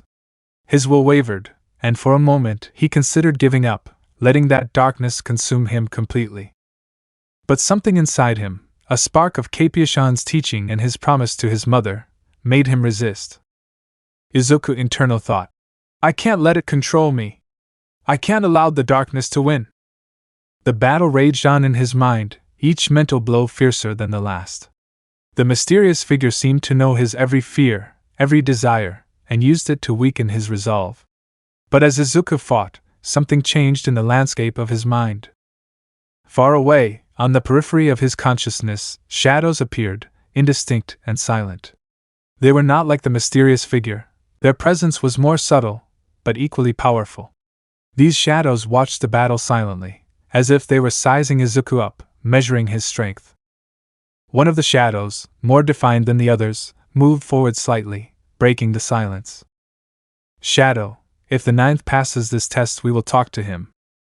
The other shadows seemed to nod in silent agreement, their presence growing in intensity. Izuku, though focused on his fight with the mysterious figure, felt the influence of these new entities. He couldn't fully understand who or what they were, but he knew they represented something important, something that could change the course of their internal battle. Izuku internal thought, "I'm not alone, there's something else here." The mysterious figure seemed to sense the shadow's appearance, and its attack intensified, as if it knew time was running out. But Izuku, encouraged by the sense that he was not entirely alone, found a new reserve of strength. Despite the pain and fatigue, he resisted the mental assault, pushing back the darkness that tried to consume him. Finally, after what seemed like hours of fighting, Izuku began to gain ground. The mysterious figure, though still powerful, began to retreat, its form darkening as Izuku reasserted his will. "Superior, this isn't over, Izuku. You can't escape what you are. I'll be back." With those words, the figure faded into the darkness, leaving him alone in the emptiness of his mind. Izuku, panting from the mental effort, snapped his eyes open, finding himself back in the cold reality of the warehouse. Sweat beaded on his forehead, and his body trembled from the intensity of the battle he had just fought. But despite his exhaustion, he felt a strange calm, a sense of having passed a crucial test. He didn't know what those shadows meant or what they intended, but it was clear that something had changed. As he stared at the ceiling of the warehouse, the shadow's words echoed in his mind. "If the ninth passes this test, we will talk to him." Izuku didn't quite understand the meaning, but he knew it was just the beginning of something bigger, something that would require all of his strength, not just physically, but mentally and emotionally as well. There was still so much to do, so many battles to fight, both inside and outside his mind. With that resolved, Izuku closed his eyes again, knowing that the next time he faced the mysterious figure, he would be more prepared. And maybe, just maybe, those shadows would finally speak to him, revealing the secrets he needed to fulfill his destiny. Reflection, revelation, and grief. Day 4. The sun was just beginning to peek over the horizon when Izuku Midoriya woke up in the warehouse. Despite having slept only a few hours, his mind was clearer than it had been in previous days. The internal battle he had fought the night before, although exhausting, had left him with a new sense of purpose. He knew his fight against the mysterious figure was far from over, but he also knew there was something else waiting for him, something that the shadows in his mind had hinted at. Izuku slowly stood up, his muscles protesting from the pent-up effort. He looked around the empty warehouse, the cold morning light filtering through the broken windows. Capia-san had yet to arrive, giving Izuku a moment to reflect on recent events. As he prepared for the day, he couldn't help but think of the shadows that had watched his mental battle. Who were they? What did they want from him? And more importantly, how did they relate to the One for All? The warehouse door creaked open, interrupting his thoughts. Capia-san entered, his expression as unfazed as ever. Without saying a word, he approached Izuku and evaluated him with a quick glance. "We won't be training in the warehouse today." Izuku looked up, surprised. He had expected another grueling session of physical or mental training, but Oliver's expression indicated something different. "Where will we go?" Capia-san gestured for him to follow, and the two of them left the warehouse. The morning air was cool, and the sky was tinted with golden hues as they walked silently through the deserted streets. Izuku didn't ask where they were going, he trusted that he had a clear purpose. They walked for what seemed like an eternity, until they finally came to a place Izuku didn't recognize at first. It was a cliff overlooking the sea, waves crashing against the rocks below, sending splashes of water into the air. The view was stunning, but what caught Izuku's attention was the calm of the place. There was no noise from the city, no distractions. Just the sound of the sea and the wind.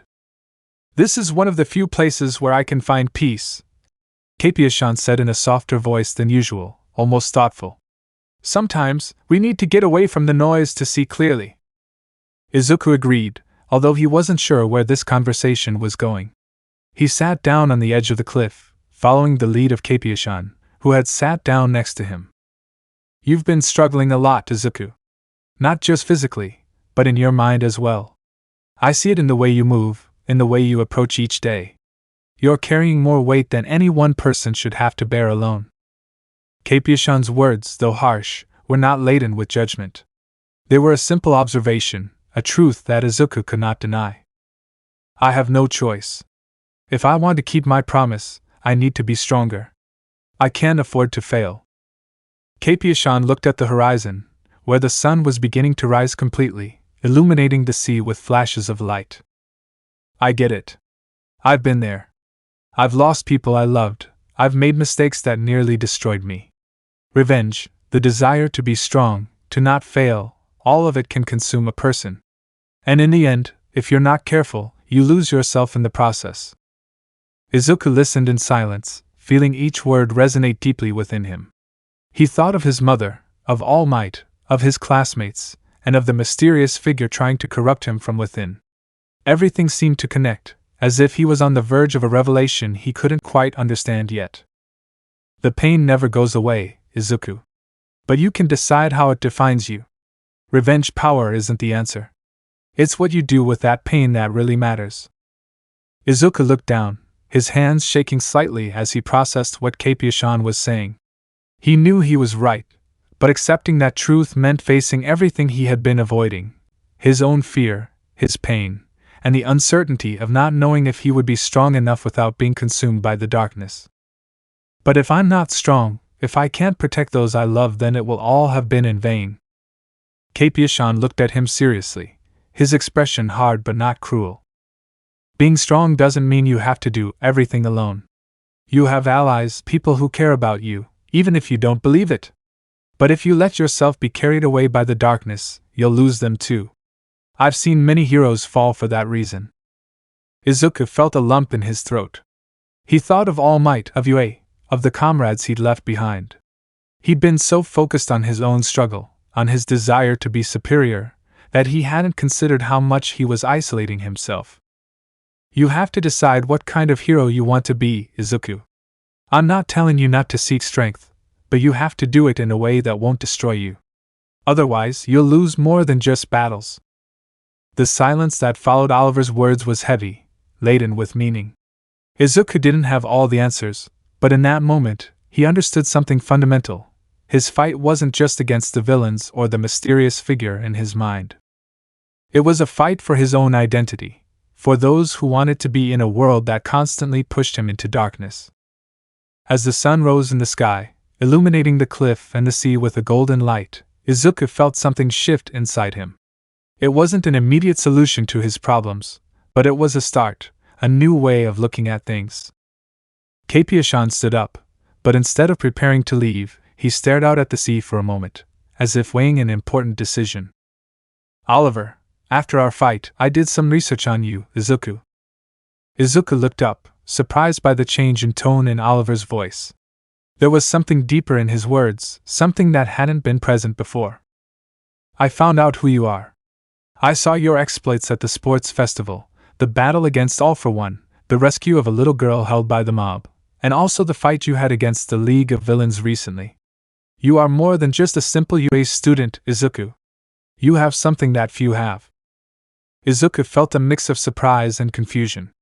He didn't expect Kapiashan to know so much about him, let alone recognize him in such a way. I left you that note because I saw something in you, something that, little by little, is fading. That glow, that light that made you stand out, is in danger. And I couldn't just sit back and watch it fade away. Kapiashan turned to Izuku, his blue eyes locked with his. My name is Oliver Queen. And I'm here to make sure that light doesn't go out, Izuku. The name echoed through Izuku's mind. Oliver Queen, Green Arrow. The revelation of his mentor's real name stunned him, but it also gave him a new understanding of the seriousness of the situation. This man wasn't just a formidable fighter. He was someone who had been through his own hell and had come out the other side with a clarity that Izuku was still struggling to attain. Izuku, Why are you helping me? Because I've seen too many heroes fall into darkness, Izuku. And because, despite everything, I believe you still have a chance to be different. I want to prevent you from making the same mistakes I made. The wind blew hard from the sea, making the air filled with the sound of waves crashing against rocks. Izuku looked at Oliver, feeling a strange mix of gratitude and respect. He knew that this man was opening a door, offering him a way out of the dark path he had been walking on. Izuku. Thank you? Oliver. The words came out with difficulty, but they were full of sincerity. I don't want to get lost in the darkness.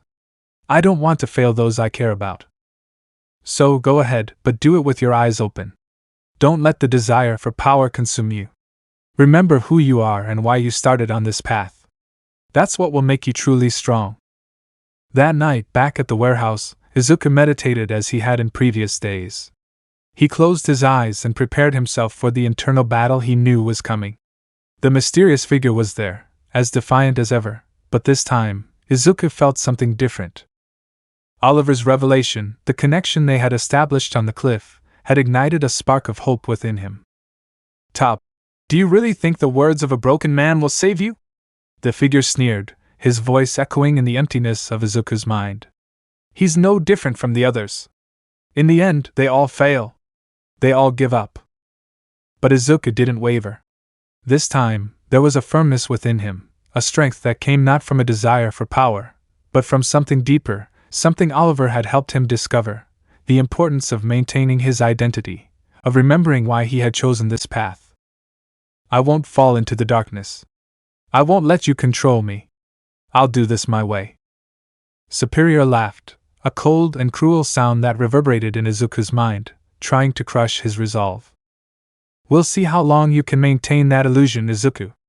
Darkness always finds a way to infiltrate. You can't escape what you are.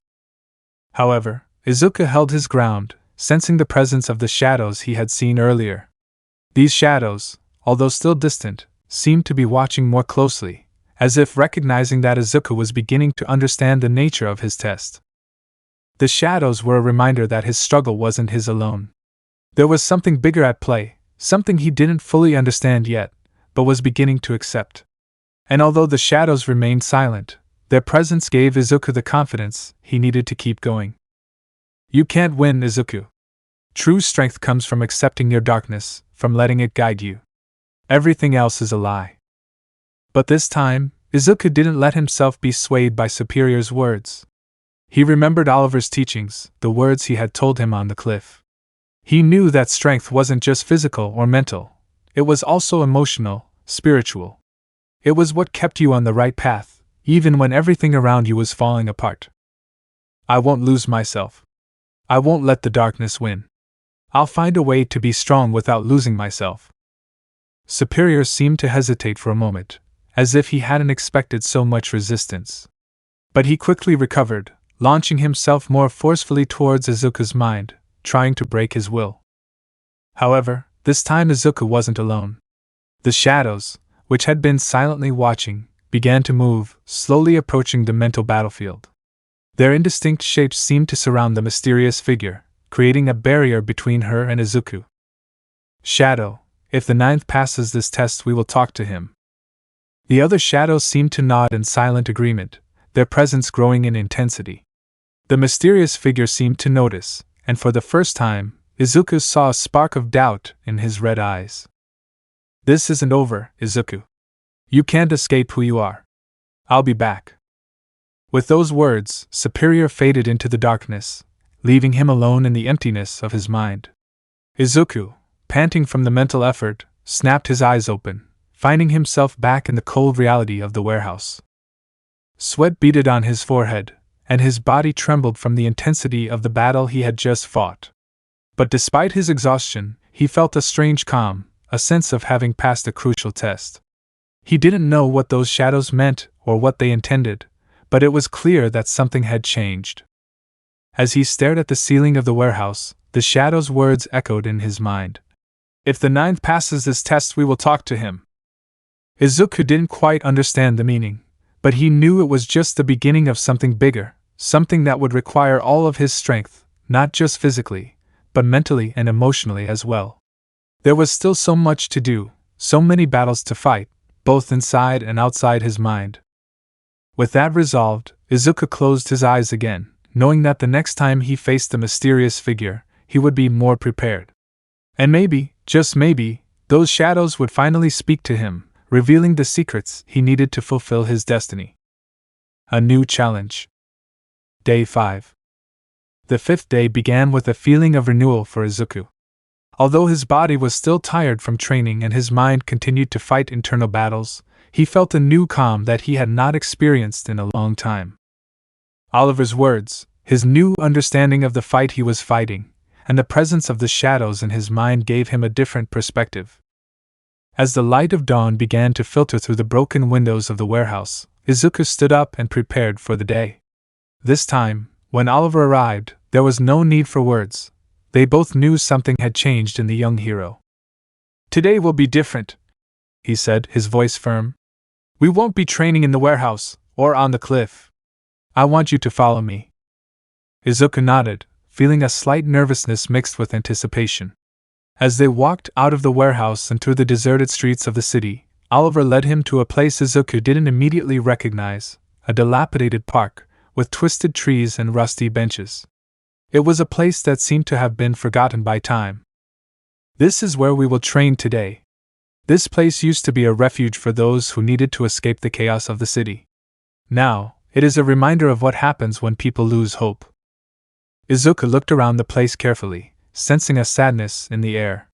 He could imagine how this park was once full of life, of people enjoying a moment of tranquility.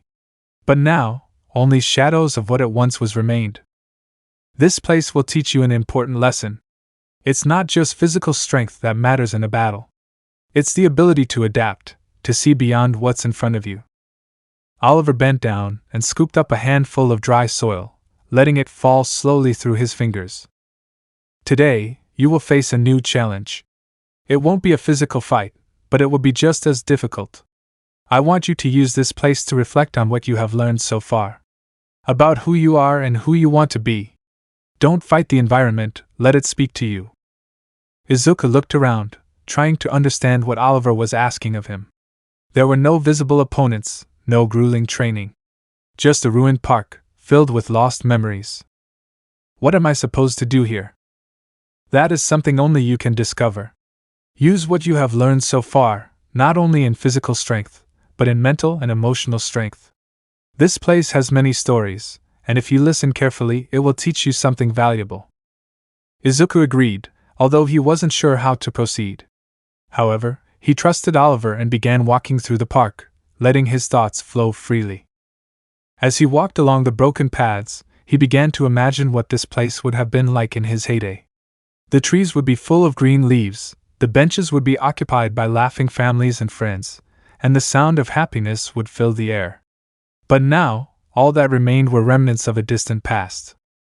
Izuku internal thought. "This place is like a physical version of what I feel inside of me. Everything I had, everything I loved is gone. But that doesn't mean I can't find a way to move on." As he walked, Izuku felt his thoughts begin to sort themselves out, as if his surroundings were helping him put everything he'd been through into perspective. The mourning for his mother, the breakup with Uraraka, All Might's disappearance, everything seemed to connect in a way he hadn't been able to see before. He stopped in front of a broken fountain, the water stagnant and covered in moss. He knelt down and touched the water, watching the tiny ripples spread across the surface. Izuku internal thought. Strength isn't just about power or skill. It's about adapting, about finding a way to keep going, even when all seems lost. As he stood there, he felt a familiar presence in his mind. The mysterious figure was watching, waiting for the right moment to strike. But Izuku didn't let himself be overcome by fear or anger. Instead, he let the surroundings calm him, let Oliver's lesson guide him. "Do you really think this place will help you become stronger? You're wasting your time, Izuku. True strength comes from domination, not reflection." Superior commented, wanting to provoke Midoriya. But this time, they didn't have the same effect. Izuku no longer felt trapped in the internal battle. He was learning to observe his thoughts, to not let them dominate him. Real strength comes from understanding yourself, accepting who you are and finding a way to be better. It's not about power, it's about purpose. Superior seemed to back away slightly, as if Izuku's clarity was a barrier against his influence. For the first time, Izuku felt like he was in control, that he could decide his own fate. The shadows in his mind remained silent, but their presence was reassuring, as if they were waiting for Izuku to come to his own conclusions. The day passed quickly, and as the sun began to set, Oliver returned to the park to find Izuku sitting by the broken fountain, silent but at peace. "Did you find it?" Oliver asked. Izuku nodded slowly, looking at Oliver with a serene expression. "Whatever you eat, I will face it. I don't know how all this will end, but I know I won't do it alone." Oliver agreed, satisfied with the answer. He had seen a change in Izuku, something that made him believe that the young hero was on the right path. "So, you're ready for whatever comes next. Remember, Izuku, strength isn't just about what you can do, but about what you can endure. And how you get up after you fall." With those words, the two left the park in silence, leaving behind the place that had served as a reminder that even in the darkest of times, there was always a way to find the light. The sun was already high when Izuku Midoriya and Oliver Queen returned to the warehouse. The walk back had been quiet, each deep in thought. Although words weren't necessary, the unspoken understanding between the two men had grown. Oliver had seen in Izuku a young man who fought not only against his external enemies, but also against the shadows that haunted him internally. And that fight, Oliver knew all too well, was the hardest of all. "We'll train hard tomorrow. Get ready," he finally said, breaking the silence as he prepared to leave. Izuku nodded, knowing that the trials would only intensify. But he felt no fear. The park had been a powerful lesson, showing him that sometimes, the greatest strength came not from beating others, but from understanding and overcoming one's own fears and weaknesses. That night, Izuku decided not to sleep. He sat on the floor of the warehouse, legs crossed and hands resting on his knees, entering a state of deep meditation. The mysterious figure had been quiet since the encounter in the park, but Izuku knew the silence wouldn't last. He had to be prepared. She closed her eyes and took a deep breath, letting the calm spread through her body. She remembered the stillness of the park, the serenity she had felt when she watched the still water and the fountain. That feeling of peace was what she needed to face what was coming. In his mind, the surroundings faded away, giving way to a vast, dark landscape. It was an endless void, like an abyss that had no end. Izuku was alone, standing in the middle of that darkness, but he didn't feel overwhelmed. Instead, he felt the presence of shadows, watching from a distance, just like they had before. And then, Superior appeared, emerging from the darkness as a more solid, more menacing shadow.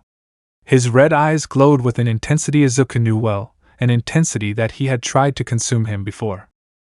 "Why are you still resisting? You know this is inevitable, Izuku. You can't escape your fate." Izuku didn't respond immediately. Instead, he focused on staying calm, on not letting the figure's words affect him. He knew this was a test, a battle he would have to win if he wanted to move forward. "My destiny is not decided by you. My strength does not come from darkness, but from those who believe in me, from those who have taught me to be better." Superior let out a low, sarcastic laugh, as if he found Izuku's words amusing. "Is that what you think? You're more naive than I thought. Those you think support you won't always be there. You're alone, Izuku. And when you accept that, you'll be truly strong." The words echoed in Izuku's mind, but they didn't leave the mark Superior had expected. Instead of feeling weakened, Izuku felt his resolve growing. He thought of Oliver, of what he had learned from him, of how he had begun to see strength not as absolute power, but as a combination of resilience, adaptability, and purpose. "I'm not alone. And even if I were, I won't let the darkness control me.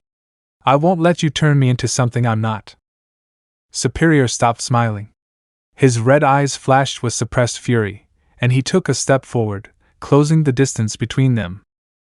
"So you think you can hold on? Fine, Izuku. Prove it to me." And then, the battle began. Izuku lunged at Superior, moving with a speed that seemed impossible in that headspace. Every strike, every movement, was precise, focused. He wasn't fighting with physical strength alone. He was using everything he had learned, both from his training and his reflections. Superior responds just as quickly, countering each attack with fluid, powerful movements. It was an intense fight, a dance of strength and will. But as the battle continued, Izuku noticed something. Despite Superior's skill, there was a pattern to his attacks, a repetition that Izuku began to detect. The figure, while powerful, was not invulnerable. Izuku internal thought. He's repeating his movements, I can anticipate them. With that revelation, Izuku changed his approach. Instead of attacking with brute force, he began to use the figure's predictability against it. I have dodged with greater ease, countered with greater precision. Slowly, he began to gain ground. But Superior wasn't going to give up that easily. With a roar of frustration, he launched a wave of dark energy towards Izuku, an attack that seemed to engulf everything in its path. Izuku barely had time to react, raising a barrier of green energy, the power of one for all, to protect himself. The impact was devastating. The clash of energies caused the mental space to tremble, as if it were on the verge of crumbling. But Izuku didn't back down. Maintaining the barrier with all his might, he pushed forward, advancing towards Superior despite the torrent of darkness hitting him. I'm not going to give up no matter how much you try to stop me, I'll keep going. Superior screamed in rage, but was unable to stop Izuku's advance. With one last push of strength, Izuku broke through the dark energy barrier, reaching the figure and delivering a final blow. The impact echoed throughout the void, and the figure was thrown back, falling to the ground with a force that shook space. Izuku stood there, breathing heavily, but with a look of triumph on his face. He had won. At least for now. Superior slowly stood up, staggering. Her form was less solid, more diffuse, as if the battle had weakened her. This isn't over, Izuku. I'll be back, and next time, you won't be so lucky. And with those words, Superior stepped into the darkness, leaving Izuku alone in the void. But this time, he felt no fear or uncertainty. He had faced the darkness and emerged victorious. He knew the figure would return, but he also knew he was prepared. The shadows, which had watched silently throughout the battle, began to draw closer. Their presence, although still mysterious, was no longer unsettling. Izuku felt a connection to them, a sense that what came next would be crucial to his growth. Shadow speaking in a deep, slow voice, "You have proven your strength, Ninth. You are ready for what is coming." The other shadows seemed to nod in agreement, surrounding Izuku with a sense of acceptance. Although they said no more, their presence was an acknowledgement that Izuku had passed an important test. Izuku, exhausted but determined, let calm wash over him as the shadows slowly faded away, leaving him alone in his mind. He knew this was just the beginning of a much longer and more difficult journey, but he was ready to face whatever came. Opening his eyes, he found himself back in the warehouse, sweat covering his body and his breathing still labored. But despite his exhaustion, a sense of accomplishment washed over him. He had won an important battle, not only against Superior, but against his own fears and doubts. That night, Izuku slept soundly, knowing that the next day would bring new challenges. But he was no longer alone. He had allies both in the real world and in his own mind, and with them, he knew he could face anything. Test of Strength and Commitment. Day 6. Izuku Midoriya walked through the desolate industrial area with a mix of anticipation and nervousness. Oliver's words echoed in his mind. Today will be a difficult day. He knew that the training he was about to face would not be like the previous ones. Oliver had mentioned that this time, the challenge would not only test his physical strength, but also his mental and emotional ability to deal with extreme situations. He was aware that he would be presented with a test that would go beyond what he had experienced so far. The industrial zone they were in was a vast expanse of abandoned factories and warehouses, a place that had been forgotten by the city, left to crumble into an eerie silence. Ruined buildings stood like sleeping giants, and the sound of the wind whistling through the rusting structures was the only company in this deserted wasteland. Oliver stopped in the middle of the area, observing the surroundings with a calculating gaze. He seemed to be assessing the terrain, considering every detail before turning to Izuku. This place is perfect for what I have planned. There will be no respite here, no place to hide. You will have to use everything you have learned so far, every lesson, every mistake, to overcome what is coming. Izuku nodded, feeling the tension in the air growing with each word from his mentor. There was no doubt in his mind that today's training would be relentless. Still, something inside him felt ready, prepared to face whatever challenge Oliver put before him. Let's start with a warm-up. Run around the area, using the buildings and structures as obstacles.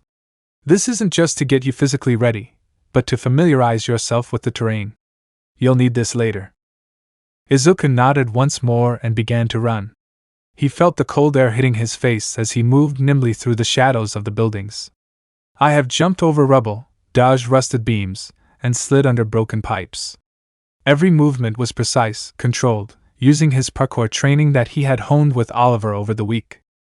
As he ran, he couldn't help but think of the conversation he'd had with Oliver the day before, in the ruined park.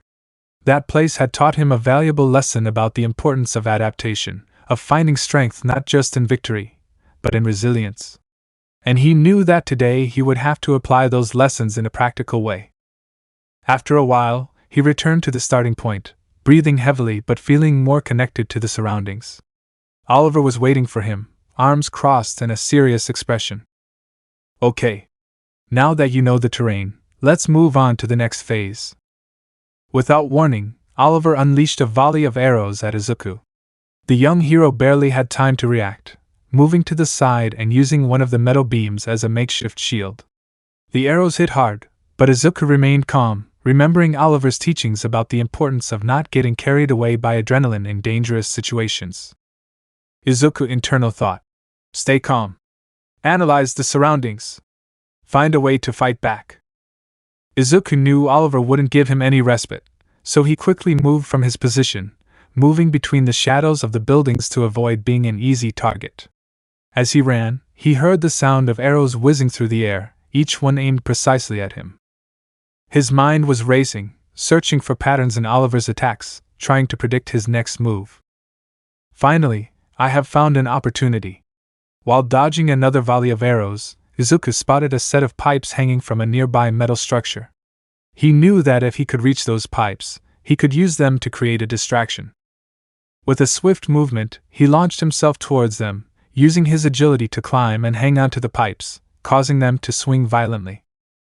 The pipes slammed against the metal walls of the structure, creating a loud noise that echoed throughout the area. Oliver, hearing the sound, diverted his attention for a brief moment, and that was all Izuku needed. With a quick maneuver, he slid down the pipes and ran towards Oliver, launching himself at him with a punch that Oliver barely managed to dodge. That was good, but you still have a long way to go. Don't underestimate your opponent. Izuku quickly stood up, knowing he had made a mistake in assuming Oliver would be distracted enough to fall into his trap. But he didn't let frustration get the better of him. Instead, he used the experience to adjust his strategy. The fight continued with increasing intensity. Oliver attacked with precise and deadly movements, using every corner of the environment to his advantage. Izuku, for his part, remained constantly moving, using his knowledge of the terrain to avoid attacks and look for opportunities to counterattack. Time passed, and the battle became a game of attrition. Both were exhausted, their bodies covered in sweat and minor wounds. But none of them was willing to give up. Izuku knew that this test wasn't just about winning or losing.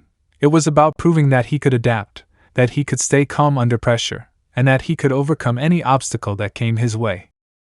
Finally, in a moment of mutual exhaustion, Izuku saw his chance. He used a combination of parkour and his combat training to scale a nearby structure and launch himself from the heights towards Oliver. The surprise in Oliver's eyes was evident, and although he tried to react in time, Izuku managed to immobilize him against one of the metal beams with a hold he had learned during their training. They were both breathing heavily, their bodies shaking with the effort. But there was a smile on Oliver's face, a mixture of pride and satisfaction. You have passed the test, Izuku. You have not only proven your strength, but also your ability to adapt and overcome adversity. I am proud of you. Izuku slowly stood up, helping Oliver to his feet. A sense of accomplishment washed over him, knowing that he had faced one of the most difficult challenges yet and had emerged victorious. Thanks, Oliver. I still have a lot to learn, but I feel like I'm on the right path. You are, Izuku. But remember, this is just the beginning. What you face today is just a small part of what awaits you in the future. Keep going, keep growing, and never forget why you started on this path. They both stood in silence for a moment, taking in the destroyed surroundings that had witnessed their intense battle. Izuku knew he had learned more in that day than he could have ever imagined, not only about combat, but about himself and his own limitations. When they finally left the industrial area, the sun was beginning to set on the horizon, bathing everything in a golden glow. It was like if the entire world was calm after the storm, and this moment of peace was a reminder that despite the difficulties, there would always be hope. That night, as Izuku rested, there was no internal battle, no mysterious figure waiting to attack him. There was only peace, a calm that allowed him to sleep soundly, knowing that the next day would bring new challenges, but also new opportunities to grow. The weight of decisions. Day 7. The 7th day began with a soft, warm dawn. Izuku Midoriya woke up feeling an unusual peace in his heart. The conversation with Oliver the night before had left a deep mark on him, giving him a new perspective on his path as a hero. He knew there were still many unanswered questions, many challenges ahead, but for the first time in a long time, he didn't feel like he was walking alone in the dark. As she went about her morning routine in the warehouse, Oliver approached, his expression serene but full of purpose. Today, Izuku, is an important day. We have trained your body and mind, but there is something else you need to face before you can continue on your journey. Izuku nodded, waiting for Oliver to continue. Today will not be a physical workout, nor a mental battle. Today, I want you to face something even more difficult, the weight of the decisions you have made and those you will still make. Izuku frowned, not entirely sure what Oliver meant. You've been through a lot, Izuku. You've lost important people, you've been betrayed, and you've faced powerful enemies. But in the midst of all that, there are decisions you've made, consciously or unconsciously, that have shaped your path. Today I want us to reflect on those decisions, and for you to think about the kind of hero you want to be from now on. Izuku felt a knot in his stomach. He knew Oliver was right. He had acted impulsively on many occasions, driven by anger, pain, and the desire to protect others. But he also knew that those decisions had left scars, both on himself and those around him. How am I supposed to do that? Let's go for a walk. I want you to think about the key moments in your life, the decisions you made at those times. And I want you to tell me about them. About what you felt, about what you think now that time has passed. Izuku Midoriya walked silently alongside Oliver Queen, feeling the weight of his thoughts begin to pile up. The city around them continued on as usual, but for Izuku, every step he took him deeper into his own past, to moments he had buried but now coming to the surface with renewed force. Let's start at the beginning, Izuku. Think about the first time you make a life-changing decision. What did you feel at that moment? What did you learn from that experience? Izuku closed his eyes for a moment, allowing his memories to take him back to the days of his childhood, when he didn't have a quirk yet, when he was just a kid who dreamed of being a hero. He remembered how, despite all the teasing and hardships, he had decided not to give up on his dream, even when it seemed impossible. I remember when I decided I wanted to be a hero, even without having a quirk. Everyone told me it was impossible, that I would never make it. But I never wanted to give up. I thought that if I worked hard enough, if I never stopped trying, I could one day become someone like All Might. Izuku looked at Oliver, seeing in his eyes the same determination he had felt as a child. But I also remember how difficult it was. I felt like the whole world was against me, that I would never be strong enough to protect others. That decision to keep going, to not give up on my dream, it made me strong, but it also made me feel very alone. Oliver agreed, fully understanding what Izuku was describing. He too had felt that loneliness, that overwhelming pressure that came with the decision to follow such a difficult path. Sometimes the decisions we make to follow our dreams isolate us. They make us feel like we're fighting the whole world. But that loneliness can also be a source of strength, if we learn to use it. You learned to trust yourself, to keep going even when everything seemed against you. That's something you should never forget. As they walked, Izuku began to think of other defining moments, where he had made decisions that changed not only his life, but also the lives of those around him. One such moment led him to remember the sports festival, when he had decided to fight with all his might, no matter the consequences. During the sports festival, I made a decision that left a deep mark on me. I knew that if I wanted to prove myself, I had to give it my all, even if it meant getting seriously hurt. In the end, I realized that I had gone too far, that I had put my future as a hero at risk just to prove that I could win. That was a pivotal moment for you, Izuku. You learned an important lesson about boundaries and consequences. Being a hero isn't just about winning or losing, but about making choices that don't jeopardize what you value most. Sometimes, true strength lies in knowing when to back down, in recognizing that there's more at stake than just a victory. Izuku agreed, understanding that this lesson was something that he had taken him a while to learn. But he also knew that, despite everything, this moment had been necessary for his growth. He had learned that the true value of a hero lay not in his ability to fight, but in his ability to protect and preserve. As they continued walking, Izuku found himself remembering another pivotal moment, the battle against All for One. That decision to face such a powerful enemy had been one of the most difficult of his life, and the consequences of that battle still weighed heavily on him. When All for One appeared, I made the decision to fight alongside All Might, even though I knew I was at a great disadvantage. I knew I might not make it out of that battle alive, but I felt like I had no other choice. I knew that if I didn't do everything I could stop him, many more people would die. The memory of that battle, of the devastation it had caused, made Izuku's heart ache. But he also knew that he had done the right thing, that he had fought with everything he had to protect others. Facing All for One was a decision few would have made, Izuku. You not only proved your bravery, but also your commitment to what it means to be a hero. But I also know that battle left you scarred, not just physically, but emotionally. Izuku couldn't help but remember how he'd watched All Might fight with every fiber of his being, and how he'd felt the helplessness of not being able to do more. But he also knew that that experience had solidified his resolve to become a hero who could protect everyone, no matter the cost. Yes, that battle had changed me. It made me see how fragile life is, and how important every decision we make as heroes is. But it also made me realize that we can't always save everyone, and that doesn't make us any less of a hero. Oliver stopped, looking at Izuku with a serious but understanding expression. That's a hard lesson to learn, Izuku. Sometimes, even when we do our best, we can't save everyone. And that's something all heroes have to live with. The important thing is that you don't let it consume you. Keep going, keep doing the best you can, and never lose sight of why you do what you do.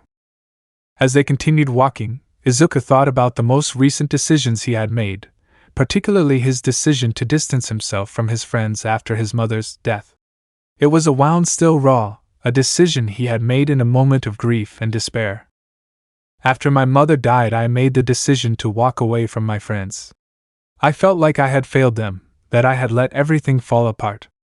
But I didn't have much time to deal with those feelings, because during the Nomus attack, All Might disappeared. I don't know what happened to him, or where he is. I don't know if he's alive or if I'll never see him again. Oliver listened to him in silence, taking in the gravity of what Izuku was saying. All Might's disappearance in the midst of such a devastating crisis must have been a devastating blow to the young hero, who was already dealing with the loss of his mother. All Might's disappearance must have been a very hard blow for you, especially after losing your mother. Not having answers, not knowing what happened to her, can be as painful as the loss itself. I understand that it has left you with a void that is difficult to fill. Izuku nodded, feeling the weight of those recent events continuing to press down on him. It was hard not to be overcome by grief and despair, especially when the symbol of peace he had admired his entire life had vanished without a trace. I feel like I didn't get a chance to talk to him, to tell him how I felt. And now, with him gone, I don't even know if I'll ever get that chance. I don't know if I'll ever be able to forgive myself for what I felt at that moment. Oliver placed a firm hand on Izuku's shoulder, seeking to offer comfort in the midst of that uncertainty. All Might's disappearance at such a critical time is a difficult thing to process, but you shouldn't carry the guilt of what you felt. Emotions are complicated, especially in the midst of loss and chaos. The important thing is that you move forward, that you continue preparing for whatever comes next. And if one day you find answers, you'll be ready to face them. Izuku took a deep breath, feeling that although the pain persisted, clarity was beginning to make its way through the shadows.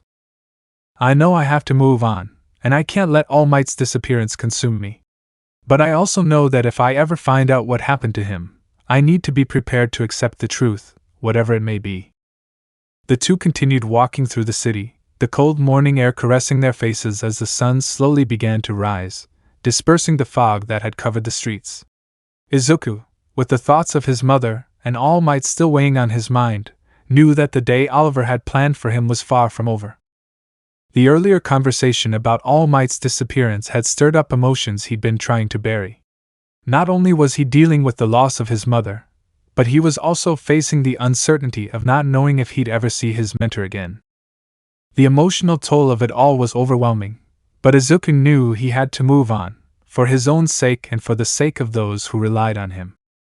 Izuku, I want you to think about one more thing before this day is over. You've talked about your decisions, about the times when you've been forced to act under pressure. But I want you to think about something different. How are you going to use what you've learned from those experiences in the future? How are you going to make sure that the decisions you make from now on are the right ones? Izuku was silent for a moment, letting Oliver's question settle in his mind. He reflected on the battles he had fought, the losses he had suffered, and the lessons he had learned. He knew that every future decision would be crucial, not only to his growth as a hero, but also to his ability to protect others. What I've learned is that I can't do it all alone. I've tried to shoulder everything, thinking it was my responsibility to save everyone, but that only made me feel more alone and overwhelmed.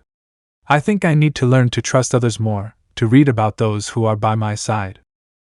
Oliver acknowledging the truth in Izuku's words. Exactly.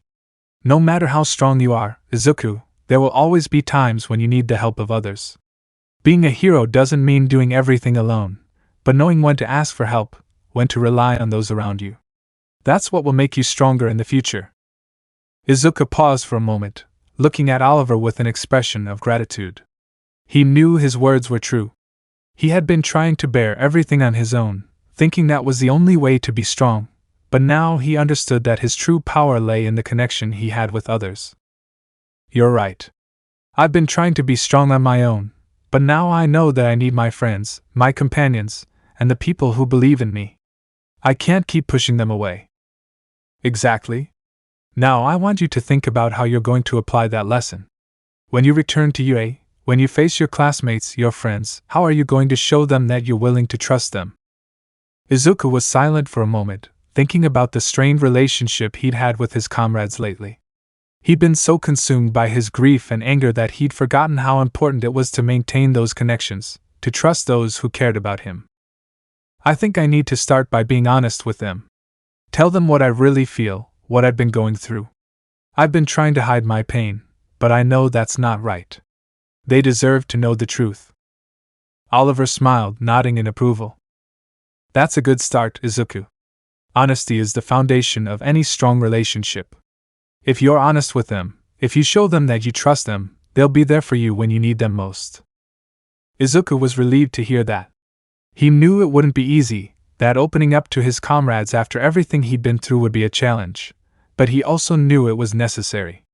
He'd learned from his mistakes, and he was now determined to be a hero who wasn't just strong on his own, but for the people around him as well.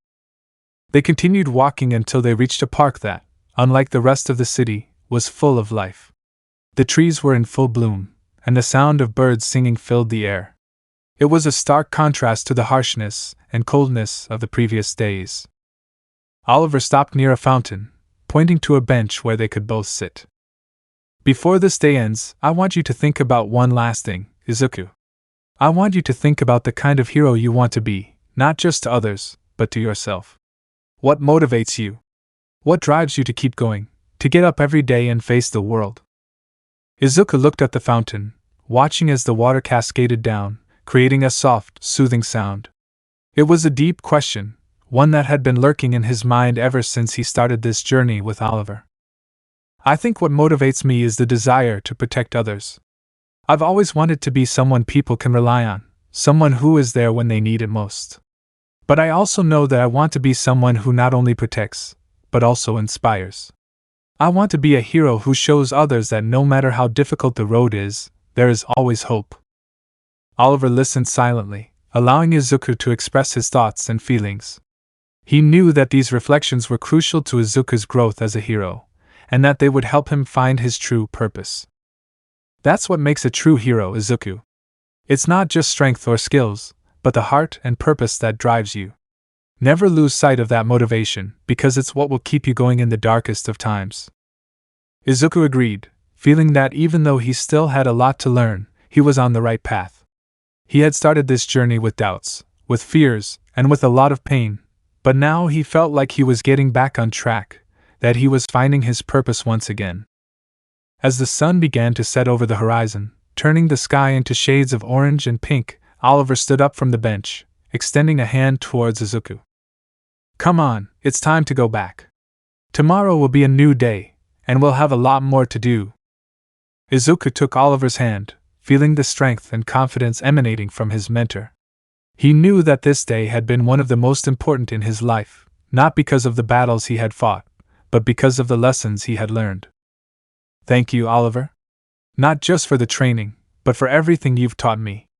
I don't know how I can ever repay you for all this. You don't have to give me anything back, Izuku. Just keep going, keep growing, and keep being the hero you're meant to be. That's all I need. The two began walking back to the warehouse, the sun setting behind them and the shadows lengthening as night approached. But this time, those shadows didn't seem so menacing.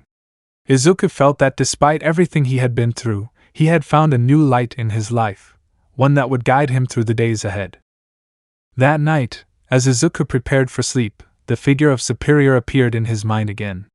This time, the internal battle was fierce. Every time he tried to find the peace Oliver had taught him to seek, the figure hit him with doubts, with temptations of power, with promises of greatness if only he would stop resisting. Why continue to fight against the inevitable? You and I are one and the same. Accept the power I offer you and together we will be unstoppable. Izuku felt the pressure of the words, like a weight on his mind trying to drag him into the darkness. But now he had a new strength, a new determination that he had gained thanks to Oliver. I don't need your power. I have something much stronger. I have my friends, my companions, and I have my own purpose. I will not let myself be carried away by the darkness. Superior raged, lunging at him with overwhelming force, but Izuku held firm, using the meditation techniques Oliver had taught him to stay calm. In the distance, in the shadows of his mind, several figures watched, silent, but attentive to the battle that was taking place. Shadow 1, if the 9th bearer manages to pass this test, we will be ready to talk to him. The other shadows nodded silently, watching intently. They knew that Izuku faced a crucial battle, one that would define not only his future as a hero, but also their own destiny. Superior's figure continued to attack, but Izuku resisted it, blocking every blow, rejecting every temptation. He knew that this battle would not be the last, but he also knew that he was ready to face whatever came, no matter how dark the path.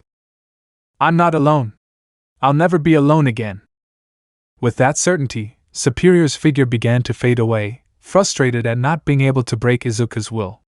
But the shadows, who had watched silently, knew that this battle was only the beginning of something much bigger. Shadow 2, soon, young Midoriya. Soon you will know the truth. That night, Izuku slept with a peace he hadn't felt in a long time, knowing that although the darkness still stalked him, he had the strength to resist it and overcome any challenge that stood in his way. The test of courage. The 8th day began with a cloudy dawn, the gray sky reflecting Izuku Midoriya's mood as he prepared for training. Although he had managed to keep the mysterious figure at bay the night before, he knew the internal battle was not over. The shadows that had watched him in his mind were a reminder that there was still much to discover, much to understand about the power that dwelled within him. Oliver Queen, as always, was already in the warehouse, adjusting equipment and preparing for the day's training. When Izuku entered, Oliver greeted him with a nod and a serious expression. "Today won't be an easy day, Izuku. We're going to take your training to a new level, one that will test you not only physically, but mentally as well. I want you to be prepared to face your own limits." Izuku nodded, feeling a mix of anticipation and trepidation. He knew that each day of training with Oliver had pushed him past his own limits, but he also knew that Oliver always had a lesson behind every exercise, a lesson that was deeper than any blow or technique. "I'm ready, Oliver. I'll do whatever it takes." That's what I wanted to hear. "Today, we're going to work on something you can't achieve with brute force alone. We're going to work on your control, on your ability to stay calm under extreme pressure. Because being a hero isn't just about how hard you can hit, but about how well you can maintain your focus when everything around you is falling apart." Oliver led Izuku to an area of the warehouse that had remained closed until now. When the door opened, Izuku found himself in a completely different kind of training room than the one he had been using. The walls were covered in mirrors, and the floor was a latticework of moving platforms that seemed designed to destabilize anyone who stepped on them. "This place is to test your balance, your perception, and your ability to react to the unexpected. You're going to face yourself here, Izuku. There will be no physical opponents, just you and your reflexes. You need to learn to trust your instincts, your ability to adapt to any situation." Izuku looked around the room, immediately understanding the purpose of the training. This wasn't a place to fight, but to challenge his mind, to learn to trust himself and his ability to make quick, accurate decisions. "What should I do?" "Your task is simple, but not easy. You must move through this room without losing your balance, without allowing your reflections to deceive you. The mirrors will distort your perception, and the platforms will try to destabilize you. You must learn to trust what you feel, not what you see. And most importantly, you must remain calm at all times." Izuku nodded, knowing that this would be one of the most difficult challenges he had faced so far. His confidence in his own senses had been tested many times in the past, but this training required a whole new level of self-control. "Remember, Izuku, true power isn't just in your quirk, but in your ability to stay calm under pressure, to trust yourself when everything seems against you. That's what separates a hero from someone who only has brute strength." Izuku stood at the entrance of the room, taking a deep breath to calm his mind. Oliver activated the platforms and mirrors, and immediately the world around Izuku became a mess of distorted images and unexpected movements. The ground beneath his feet shifted unpredictably, and each mirror reflected distorted versions of himself, confusing his senses. The first step Izuku took nearly knocked him off balance, but he quickly adjusted his stance, remembering Oliver's words. He needed to trust what he felt, not what he saw. He closed his eyes for a moment, focusing on the rhythm of his breathing, the feeling of his feet touching the ground, the subtle movements of his body. When he opened his eyes again, he focused on his target, ignoring the distortions around him. Every step he took was calculated, every movement controlled. As he moved forward, the platforms moved more forcefully, trying to destabilize him, but Izuku held firm, adjusting his balance with precision. However, the true test came when the mirrors began to reflect not only his image, but also memories of his past battles. In each mirror I saw moments of pain, of failure, of loss. He saw his mother, he saw All Might, he saw his classmates, all reflected in distorted versions that seemed to accuse him, that seemed to demand explanations he could not give. "No, I can't let this get to me. I have to stay focused. This is just a test, just a reflection of what I've already faced," he said to himself. But as the memories intensified, Izuku felt doubts begin to creep into his mind. What if he never found All Might? What if he never became the hero his mother had wanted him to be? What if his classmates never saw him as one of them again? "Why are you still resisting? You know this is all useless. You will never be strong enough. You will never be the hero you think you can be," Superior Annoyed asked. The words echoed in his mind, trying to unsettle him, to make him lose control. But Izuku, remembering what Oliver had taught him, closed his eyes once more and focused on his breathing, on the calm he had learned to find in the midst of chaos. "I can't let this defeat me. I've been through too much to give up now. I have to trust in myself, in what I've learned, in what I'm capable of doing," he repeated in his head. With a monumental effort, Izuku blocked out the mysterious figure's words and the painful memories the mirrors showed him. He opened his eyes, focusing only on the path before him. The distortions in the mirrors began to fade, and although the platforms continued to shift beneath his feet, Izuku found a rhythm, a harmony in his movements. Finally, after what seemed like hours, Izuku reached the end of the room. He was exhausted, both physically and mentally, but he had managed to keep control. He had passed the test. Oliver, who had been watching from the sidelines, approached Izuku with an approving expression. "You did it, Izuku. It wasn't easy, but you proved that you have the ability to stay calm even in the most difficult situations. This isn't just about this training, it's a lesson you must carry with you into every battle, into every decision you make from here on out." Izuku nodded, feeling a new surge of confidence well up within him.